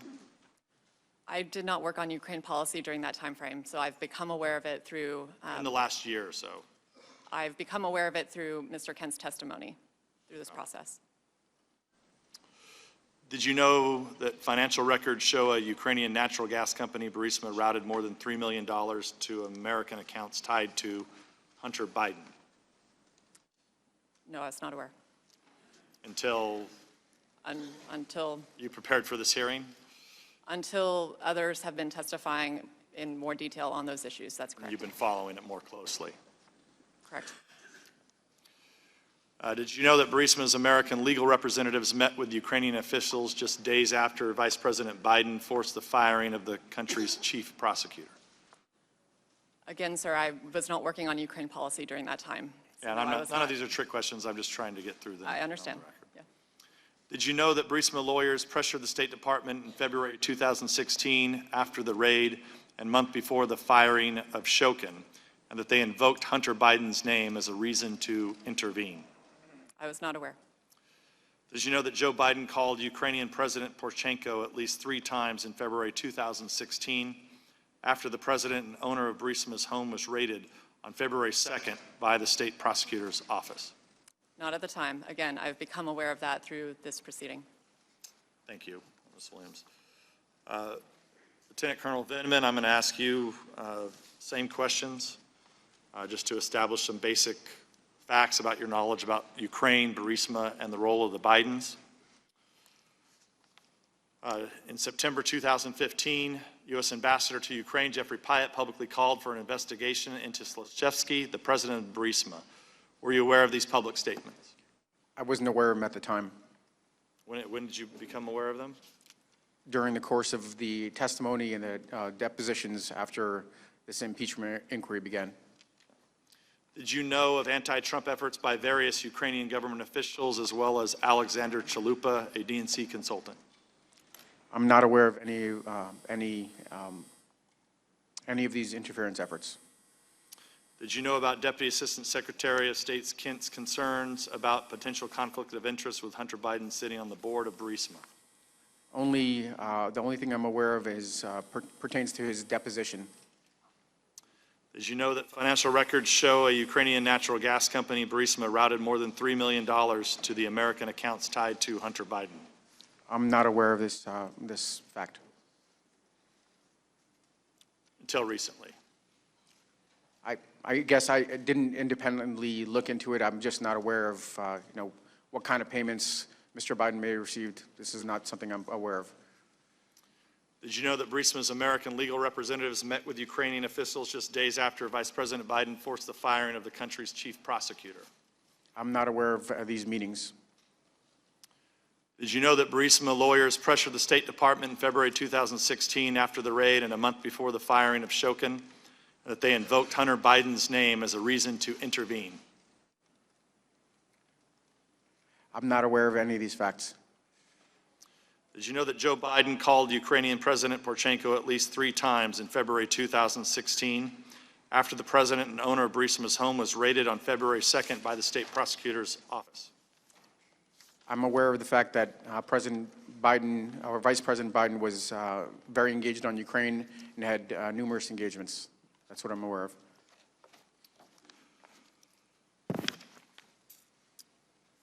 Ms. Williams and Lieutenant Colonel Vindman, as you may or may not know, this committee has spent nearly 3 years conducting various investigations, starting with the Russia collusion hoax, FISA abuse, Democratic hysteria over the lack of collusion in the Mueller report, and now this impeachment charade. One of the most concerning things regarding all of these investigations is the amount of classified or otherwise sensitive information I read in the press that derive either from this committee or sources in the administration. To be clear, I'm not accusing either one of you of leaking information. However, given that you are the first witnesses who actually have some firsthand knowledge of the president's call by listening in on July 25th, it's imperative to the American public's understanding of the events that we get a few matters out of the way first. Ms. Williams, let me just go to you first. For the purposes of the following questions, I'm only asking about the time period from July 25th to September 25th. Okay. Did you discuss the July 25th phone call between President Trump and President Zelensky or any matters associated with the phone call with any members of the press? No. To be clear, you never discussed these matters with the New York Times, the Washington Post, Politico, CNN, or any other media outlet? No, I did not. Did you ask or encourage any individual to share the substance of the July 25th phone call or any matter associated with the call with any member of the press? I did not. Do you know of any individual who discussed the substance of the July 25th phone call or matter associated with the call with any member of the press? No, I do not. Lieutenant Colonel Vindman, the same questions for you. Did you discuss the July 25th phone call between President Trump and President Zelensky or any matter associated with the phone call with any member of the press? I did not. Just to be clear, you did not discuss this with the New York Times, the Washington Post, Politico, CNN, or any other media outlet? I did not. Did you ask or encourage any individual to share the substance of the July 25th phone call or any matter associated with the call with any member of the press? I did not. Do you know of any individual who discussed the substance of the July 25th phone call or any matter associated with the call with any member of the press? We have an NSC press shop, and they field any of these types of questions. I do not engage with the press at all. Let me ask the question again. Do you know of any individual who discussed the substance of the July 25th phone call or any matter associated with the call with any member of the press? We have an NSC press shop whose job is to engage on any of these types of questions. I am not aware, but it is possible and likely that the press shop would field these types of questions. Right, but the question is, I'm sorry. The question is, do you know any individual, do you personally know any individual who discussed the substance of the July 25th phone call or any matter associated with the call with any member of the press? Thank you, Ranking Member, for clarifying. I do not. Thank you. Ms. Williams, did you discuss the July 25th phone call with anyone outside the White House on July 25th or July 26th, and if so, with whom? No, I did not discuss the call with anyone outside or inside the White House. Ms. Williams, during your time on the NSC, have you ever accessed a colleague's work computer without their prior authorization or approval? I have not, and just to clarify, I'm in the Office of the Vice President, so not on the NSC. Right, but representing No, the I have Vice not. President. No. Thank you for that clarification. Lieutenant Colonel Vindman, did you discuss the July 25th phone call with anyone outside the White House on July 25th or the 26th? And if so, with whom? Yes, I did. My core function is to coordinate U.S. government policy, interagency policy, and I spoke to two individuals with regards to providing some sort of readout of the call. Two individuals that were not in the White House. Not in the White House, cleared U.S. government officials with appropriate need to know. And what agencies were these officials with? Department of State, Deputy Assistant Secretary George Kent, who is responsible for the portfolio Eastern Europe, including Ukraine, and an individual from the office of an individual in the intelligence community. As you know, the intelligence community has 17 different agencies. What agency was this individual from? If I could interject here, we don't want to use these proceedings. It's our time, I know, Mr. Chair. but we need to protect the whistleblower. Please stop. I want to make sure that there's no effort to out the whistleblower through the use of these proceedings. If the witness has a good faith belief that this may reveal the identity of the whistleblower. That is not the purpose that we are here for, and I want to advise the witness accordingly. Mr. Vindman, you testified in your deposition that you did not know the whistleblower. Ranking Member, it's Lieutenant Colonel Vindman, please.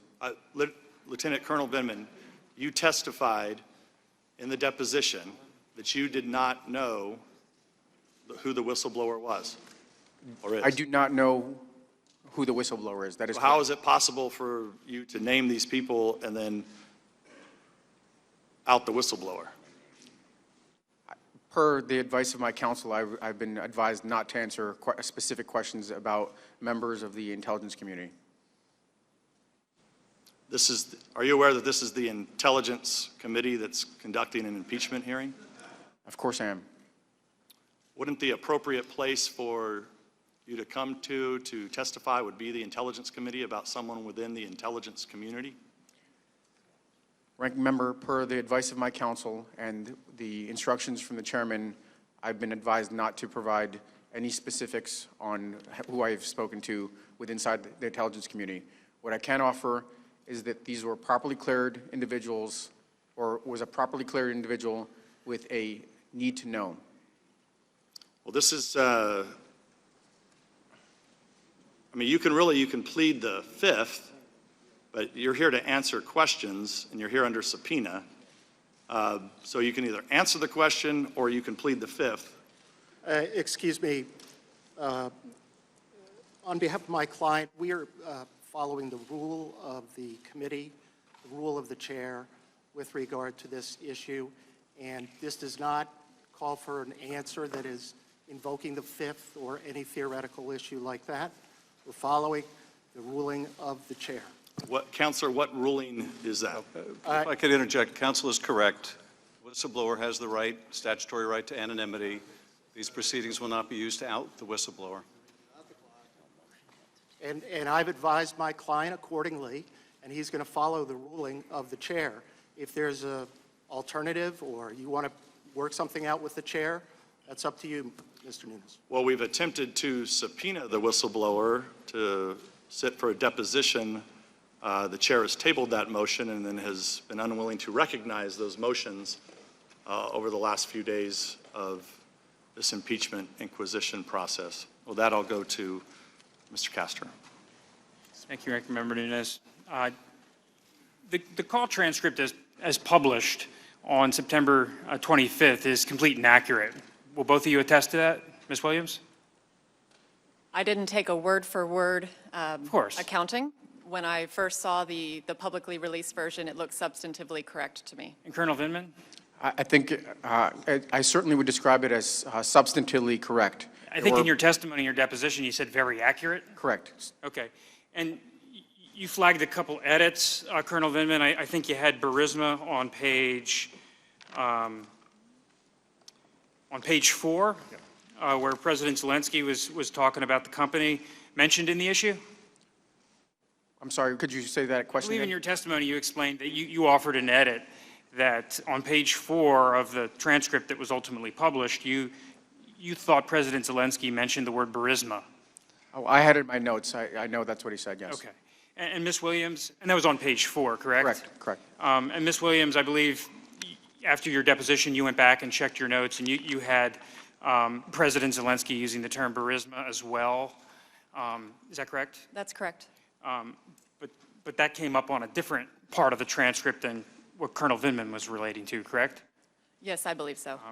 Yours came up on page 5, and it would have been in substitution for the word case?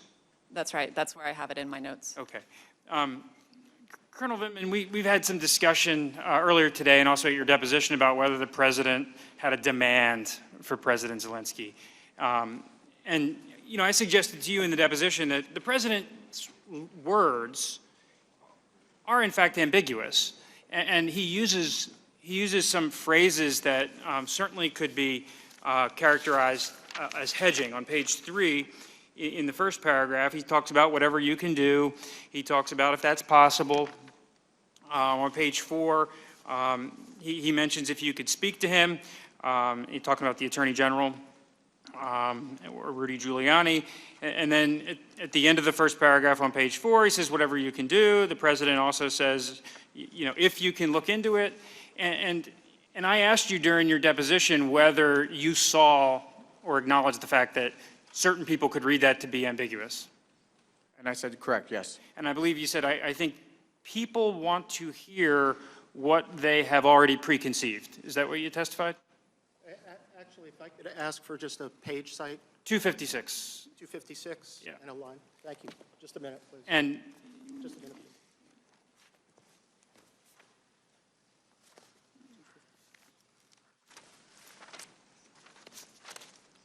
Okay. Okay, we got the page. okay. And then you went on to say, yeah, you agreed with me. You said, yeah, I guess you could interpret it different ways. Is that correct? Yes, Okay.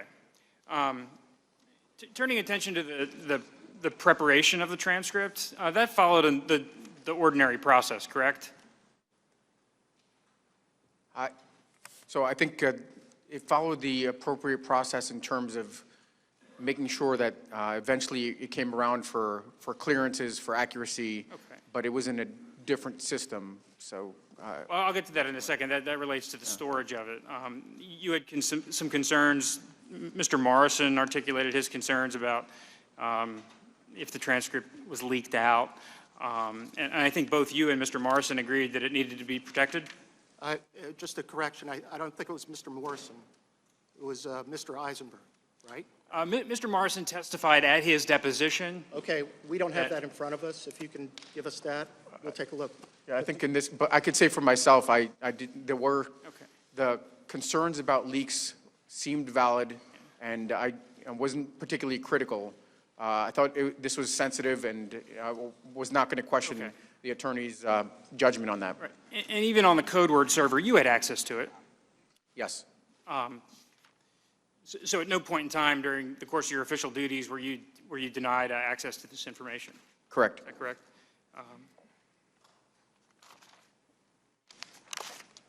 Ms. Williams, I want to turn to you for a moment. And you testified that you believe the transcript is complete and accurate, other than the one issue you mentioned? Yes, substantively accurate, yes. Now, did you express any concerns to anyone in your office about what you heard on the call? My supervisor was listening on the call as well, so because he had heard the same information, I did not feel a need to have a further conversation with him about it. And you never had any concerns with anyone else in the Vice President's office? I did not discuss the call further with anyone Okay. in the Vice President's office. Okay, so you didn't flag it for the Chief of Staff or the Vice President's counsel or anyone of that sort? Again, my immediate supervisor, Lieutenant General Kellogg, was in the room with me. Right. so. And after the call, did you and General Kellogg ever discuss the contents of the call? We did not, no. Okay. Now, in the run-up to the meeting in Warsaw, the Vice President was meeting with President Zelensky September 1st in Warsaw. You were involved with the preparation of the Vice President's briefing materials? I was. And did you flag for the Vice President this parts of the call that had concerned you? No, we did not include the call transcript in the trip briefing book. We don't normally include previous calls in trip briefing books. So I'm just wondering, if the concerns were so significant, how come nobody on the Vice President's staff at least alerted him to the issue that President Zelensky might be on edge about something that had been mentioned on the 725 call? Again, My supervisor had been in the call with me, and I ensured that the Vice President had access to the transcript in the moment on that day.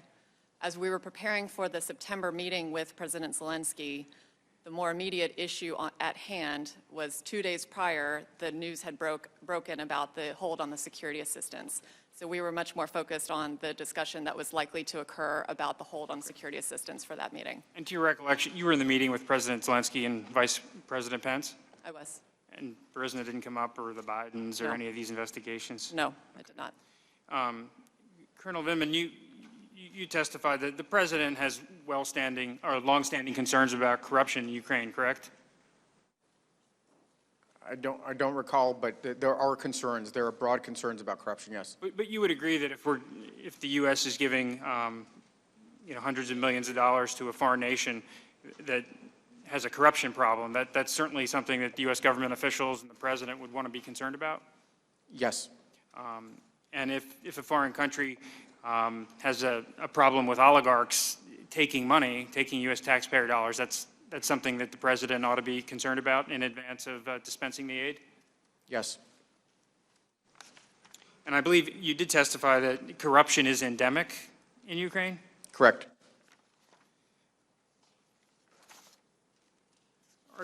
Are you also aware of the president's skepticism of foreign aid generally? I am. And it's something that he's made part of his priorities to make sure that U.S. foreign aid is spent wisely? That is correct. And you're also aware the president has concerns about burden sharing among our allies. Yes. And with respect to Ukraine, he was very interested and engaged in seeing if there was a possibility for our European allies to step up and contribute more. Yes, I think that would be in the context of military assistance. In terms of burden sharing, the European Union provides over $15 billion. Okay. Has provided since 2014. Okay, but you are aware of the president's concern of burden sharing, right? Yes, I am. Okay. Turning our attention specifically to the company of Burisma, Mykola Zlochevsky, the co-founder of Burisma, it's one of Ukraine's largest natural gas producers, correct? That is my understanding, yes. And it's been subject to numerous investigations over the years. I'm not aware of, I guess I couldn't point to specific investigations, but there is what I would call a pattern of questionable dealings and questions about corruption. Zlochevsky had served as the Minister of Ecology during President Yanukovych's tenure. I came to learn that that is correct, yes. And are you aware, and George Kent testified a little bit about this last week, that under the Obama administration, the U.S. government encouraged Ukraine to investigate whether Zlochevsky used his government position to grant himself or Burisma exploration licenses. Are you aware of that? I would defer to George Kent. He's a fount of knowledge on Ukraine, much deeper knowledge than I have. Okay. And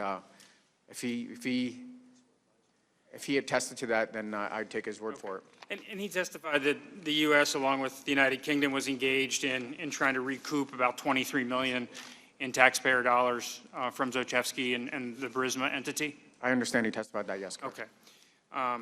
And Mr. Kent also testified that the investigation was moving along, and then all of a sudden there was a bribe paid, and the investigation went away. Did you hear him mention that? I heard him mention that. These are events that occurred before my time, so frankly, beyond what he said, I don't know much more. Fair enough. Right around the time the bribe was paid, the company sought to bolster their board. Are you aware that they tapped some luminaries for their corporate board? Certainly, I learned that at some point, yes. Including the president of Poland, I believe? Yes. And Hunter Biden? Yes, I came to learn that as well. And are you aware of any specific experience Hunter Biden has in the Ukrainian corporate governance world? I don't know much about Mr. Hunter Biden.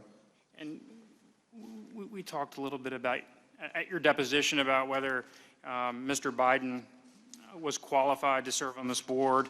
And you know, I believe you acknowledged that apparently he was not, in fact, qualified?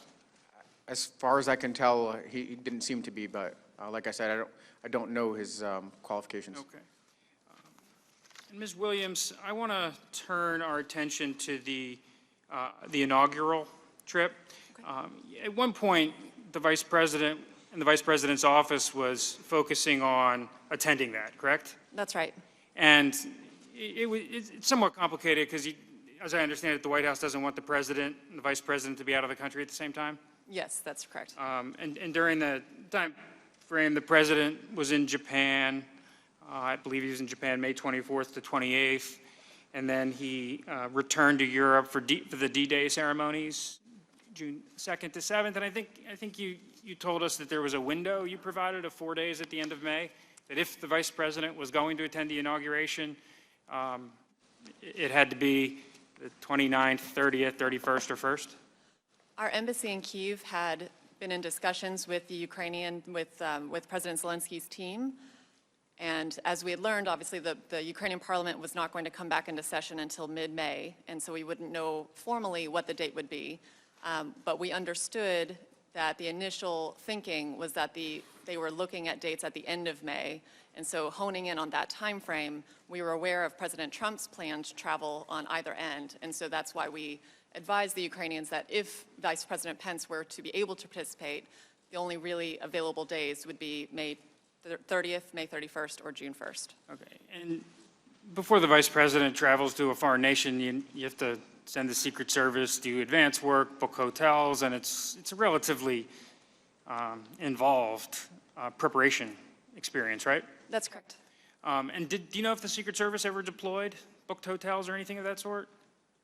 My understanding is that our advance team was looking into those preparations, including hotel availability, and we were trying to determine when it would be appropriate to send out Secret Service and other advanced personnel in order to lay groundwork for a trip. But because we weren't sure yet when the date would be, we hesitated to send those officials out. But ultimately, the Secret Service, as I understand it, did not deploy. I don't believe they did, no. Okay. And the President Zelensky's inauguration was May 20th, if I'm not mistaken? Yes, that's correct. And you had a 4 days notice? In the end, the Ukrainian parliament decided on May 16th to set the date for May 20th. That's correct. So you would acknowledge that that made it quite difficult for the vice president and the whole operation to mobilize and get over to Ukraine, correct? It would have been, but we had already stopped the trip planning by that point. And when did that happen? Stopping the trip planning? Yeah. On May 13th. Okay, and how did you hear about that? I was called by a colleague in the vice president's chief of staff's office and told to stop the trip planning. Okay, and as I understand it, it was the assistant to the chief of staff? That's correct. Okay, and so you didn't hear about it from General Kellogg or the chief of staff or Correct. the president or the vice president? You heard about it from Mr. Short's assistant? That's right. And did you have any knowledge of the reasoning for stopping the trip? I asked my colleague why we should stop trip planning and why the vice president would not be attending, and I was informed that the president had decided the vice president would not attend the inauguration. Okay, but do you know why the president decided? No, she did not have that information. Okay. And ultimately, the vice president went to Canada for a USMCA event That's right. during this window of time, correct? Correct. So it's entirely conceivable that the president decided that he wanted the vice president to go to Canada on behalf of USMCA instead of doing anything else, correct? I'm really not in a position to speculate what the motivations were behind the president's decision. Well, you know the vice president's done quite a bit of USMCA events, correct? Absolutely, yes. Okay. And are you aware of whether anyone at the State Department inquired with your office about the vice president's availability for the trip to Canada? For the trip, at what point? Early May, maybe May 8th? I was not involved in the trip planning for Canada. One of my colleagues who covers Western Hemisphere was in charge of Okay. that, so I'm not aware of specific Okay. requests about the vice president's availability. I was aware from my colleague who was planning that trip that we had competing trips potentially for the Okay. same window, but I was told that the Ukraine trip would take priority. Okay, but ultimately you don't know? I don't know about the Canada trip. You don't know the reason as to why the vice president was sent to Canada for a USMCA event instead of going to the Ukraine? I would say I don't know the reason behind why the president directed the vice president not to go to Ukraine. I can't speak to the motivations or about the Canada trip. Colonel Vindman, I'd like to turn a little bit to the July 10th meeting in Ambassador Bolton's office and the subsequent post-meeting in the wardroom. Who all was in the July 10th meeting, to the best of your recollection? Are we talking about the boardroom, or are we talking about the actual meeting with Ambassador Bolton? We'll start with the first meeting in the ambassador's office. So from the U.S. side, we had Ambassador Bolton, Dr. Hill. I believe there was another special assistant to the president, Wells Griffith, was in there, and myself. From the Who Ukrainians. from the Ukrainians? Oh, sorry. Yeah, for the Ukrainian side, we had Alexander Danyaluk, Andrei Yermak, and I think Alexander Danieluk's advisor, Alexei Semeny. Okay. And you testified that you couldn't recall exactly why Ambassador Bolton stopped the meeting short, and you only learned it subsequently when talking to Dr. Fiona Hill? Yeah, I noted that, it ended abruptly, but I didn't, frankly, I didn't exactly know why. And in the Bolton meeting, you don't remember Ambassador Sondland using the word Biden? He did not, Okay. to the best of my recollection, I don't think he did. And then the group decamped to take a photo, correct? Correct. Okay. So the general feeling of the group was a positive one at that time, even though it may have ended abruptly. I think Ambassador Bolton was exceptionally qualified. He understood the strategic communications opportunity of having a photo, and we prompted him to before we completely adjourned, to see if he was willing to do a photo, and he did. Okay, so you went out to West Executive Ave or wherever in the White House and you took a photo. I think you said you took it? I certainly took a couple of them, yes. Okay. And in the photo is Secretary Perry, Ambassador Bolton, Ambassador Volker, Oh, that's right, yeah. Mr. Daniluk, and Mr. Yarmark?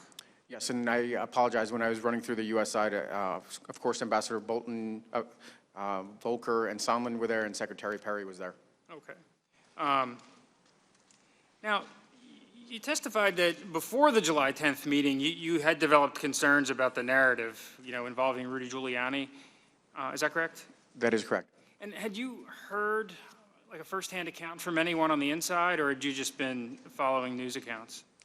So I certainly was following news accounts, and that's from the Ukrainian side, Ukrainian press, and U.S. press. Okay.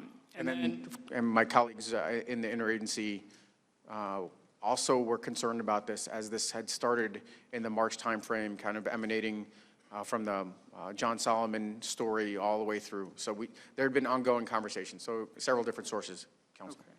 Okay. And so when Ambassador Sondland mentioned the investigations, you sort of had a little bit of a clue of what the issue was? Oh, definitely. Okay. And then you took the photo, a very nice photo, and then you went to the wardroom? Correct.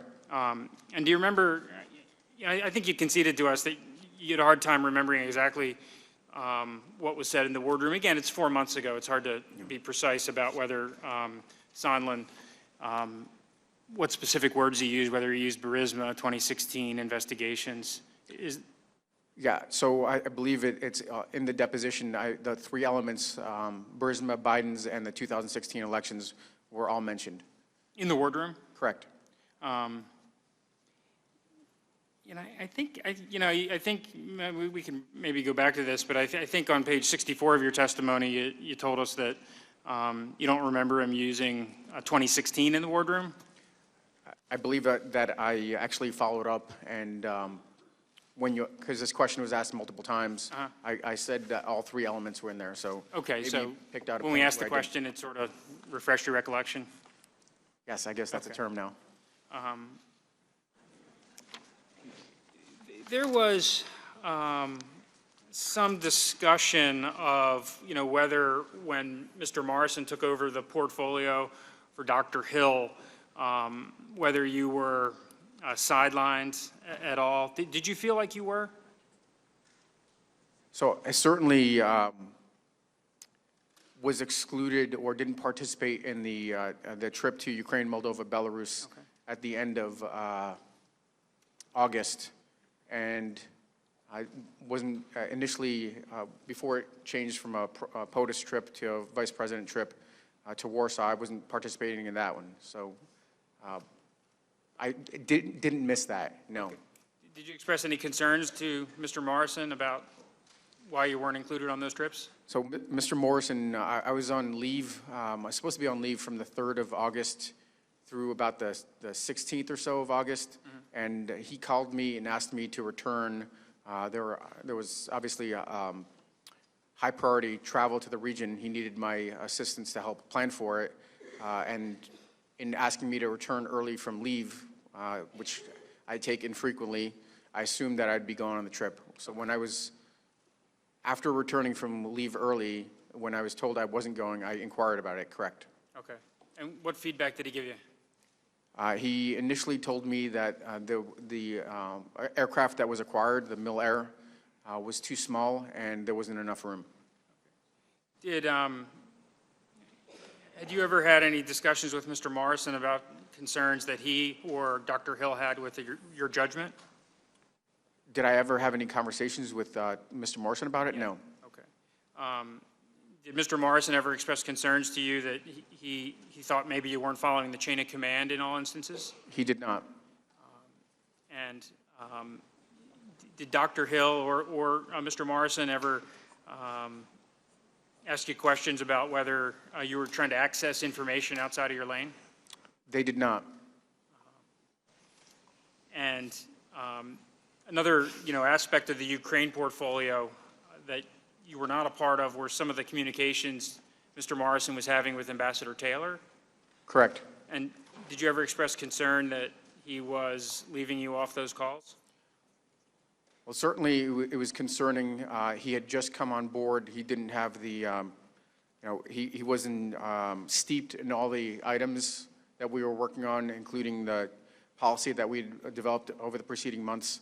And I thought I could contribute to that, to the performance of his duties. Okay. When you went to Ukraine for the inauguration? Correct. May 20th. At any point during that trip, did Mr. Daniluk offer you a position of defense minister with the Ukrainian government? He did. And how many times did he do that? I believe it was 3 times. And do you have any reason why he asked you to do that? I don't know, but every single time I dismissed it. Upon returning, I notified my chain of command and the appropriate counterintelligence folks about the offer. I mean, Ukraine's a country that's experienced a war with Russia. Certainly their Minister of Defense is a pretty key position. Yeah. For the Ukrainians, President Zelensky, Mr. Daniluk, to bestow that honor on you, at least asking you. I mean, that was a big honor, correct? I think it would be a great honor, and frankly, I'm aware of service members that have left service to help nurture the developing democracies in that part of the world, certainly in the Baltics. Former officers, and if I recall correctly, it was an Air Force officer that became Minister of Defense. But I'm an American. I came here when I was a toddler, and I immediately dismissed these offers, did not entertain them. When he made this offer to you initially, did you leave the door open? Was there a reason that he had to come back and ask a second and third time, or was he just trying to convince you? Yeah, Counsel, you know what? It's the whole notion is rather comical that I was being asked to consider whether I'd want to be the Minister of Defense. I did not leave the door open at all. Okay. But it is pretty funny for a Lieutenant Colonel in the United States Army, which really is not that senior, to be offered that illustrious a position. When he made this offer to you, was he speaking in English or Ukrainian? Oh, Mr. Daniluk is a absolutely flawless English speaker. He's speaking in English. Okay. And just to be clear, there were 2 other staff officers, Embassy Kiev staff officers, that were sitting next to me when this offer was made. Okay. Yeah. And who were they? So one of them you may have met. It was Mr. David Holmes, and the other one was, I don't know. I mean, I guess it's another Foreign Service officer, Keith Bean. Okay. Yeah, we met Mr. Holmes last Friday evening. I understand. Yeah. He's a delightful fellow. And you said when you returned to the United States, you papered it up, given your with SCI clearance. Whenever a foreign government makes an overture like that, you paper it up and you tell your chain of command?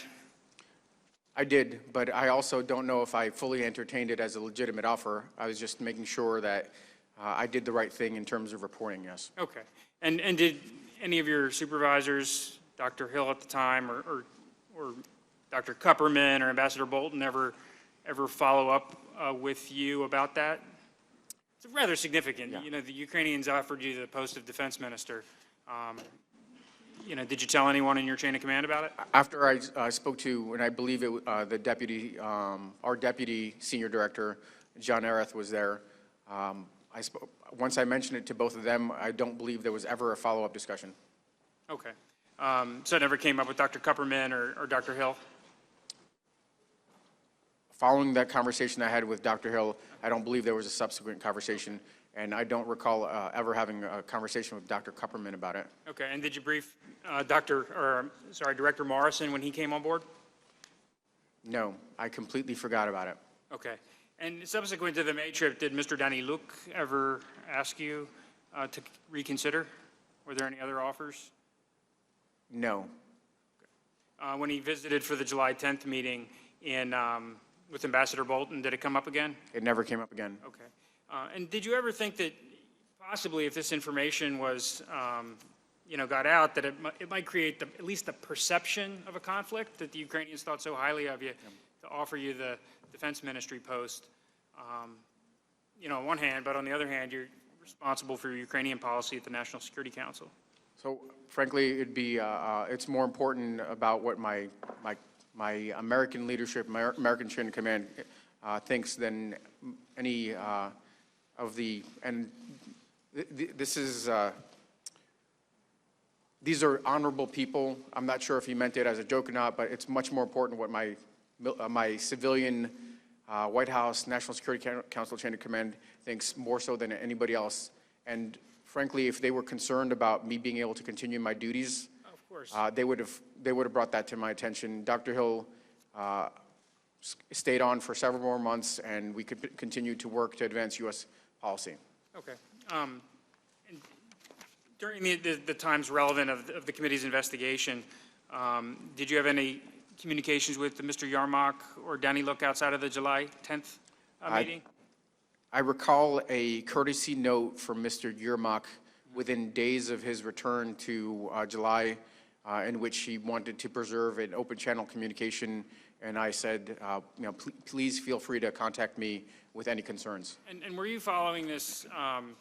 There's sort of two tracks. Ambassador Taylor walked us through it during his testimony last Wednesday. He called it a regular channel, and then he called it an irregular but not outlandish channel with Ambassador Sondland and Ambassador Volker. Were you tracking the Sondland and Volker channel during this time period? Yeah, so I'm trying to recall at which point I became aware of Ambassador. Certainly, I was aware of the fact that they were working together. Ambassador Sondland, Ambassador Volker, and Secretary Perry were working together to advance U.S. policy interests that were in support of what had been agreed to. But I didn't really learn, like I said, until the July 10th. Actually, there may have been a slightly earlier point. I recall a meeting in which Ambassador Bolton facilitated a meeting between Ambassador Volker and Ambassador Bolton in the June timeframe, and there may have been some discussion about this external channel. But Okay. I frankly didn't become aware of these particular U.S. government officials being involved in this alternate track until July 10th. Okay. And I think we had some discussion that, Mr. Giuliani was promoting a negative narrative about the Ukraine, and certain officials were trying to help the president understand that with Zelensky, it was a new day, and Ukraine's going to be different. Is that your understanding? That is correct. That is exactly what was being reported by the intelligence community, by the policy channels within the NSC, and the conservative voices of the various people that have actually met with him, including foreign officials. And to the extent that you're aware of what Ambassador Sondland's goals were here and Ambassador Volker's goals were here, you think they were just trying to do the best they could and try to advocate in the best interest of the United States? That is what I believed, and that is what I still believe, frankly. And so to the extent Mr. Giuliani may have had differing views, they were trying to help him understand that it was time to change those views? I think they were trying to bring him into the tent and have him kind of support the direction that we had settled on. And you never conferred with Mr. Giuliani? No, You never had any meetings, phone calls, or anything of that sort? I did not. And did you have I any? only know him as New York's finest mayor, America's mayor. America's mayor. And did you have any discussions, communications during this relevant time period with the president? I've never had any contact with the President of the United States. My time's expired, Mr. Chairman. Thank you. I thank the gentleman. We're going to now move to the 5-minute member rounds. Are you good to go forward, or do you need a break? I think we'll elect to take a short break. Okay, let's try to take a 5 or 10-minute break, and we will resume with the 5-minute rounds. Oh, if I could ask the audience and members to please allow the witnesses to leave the room first. Committee is in recess.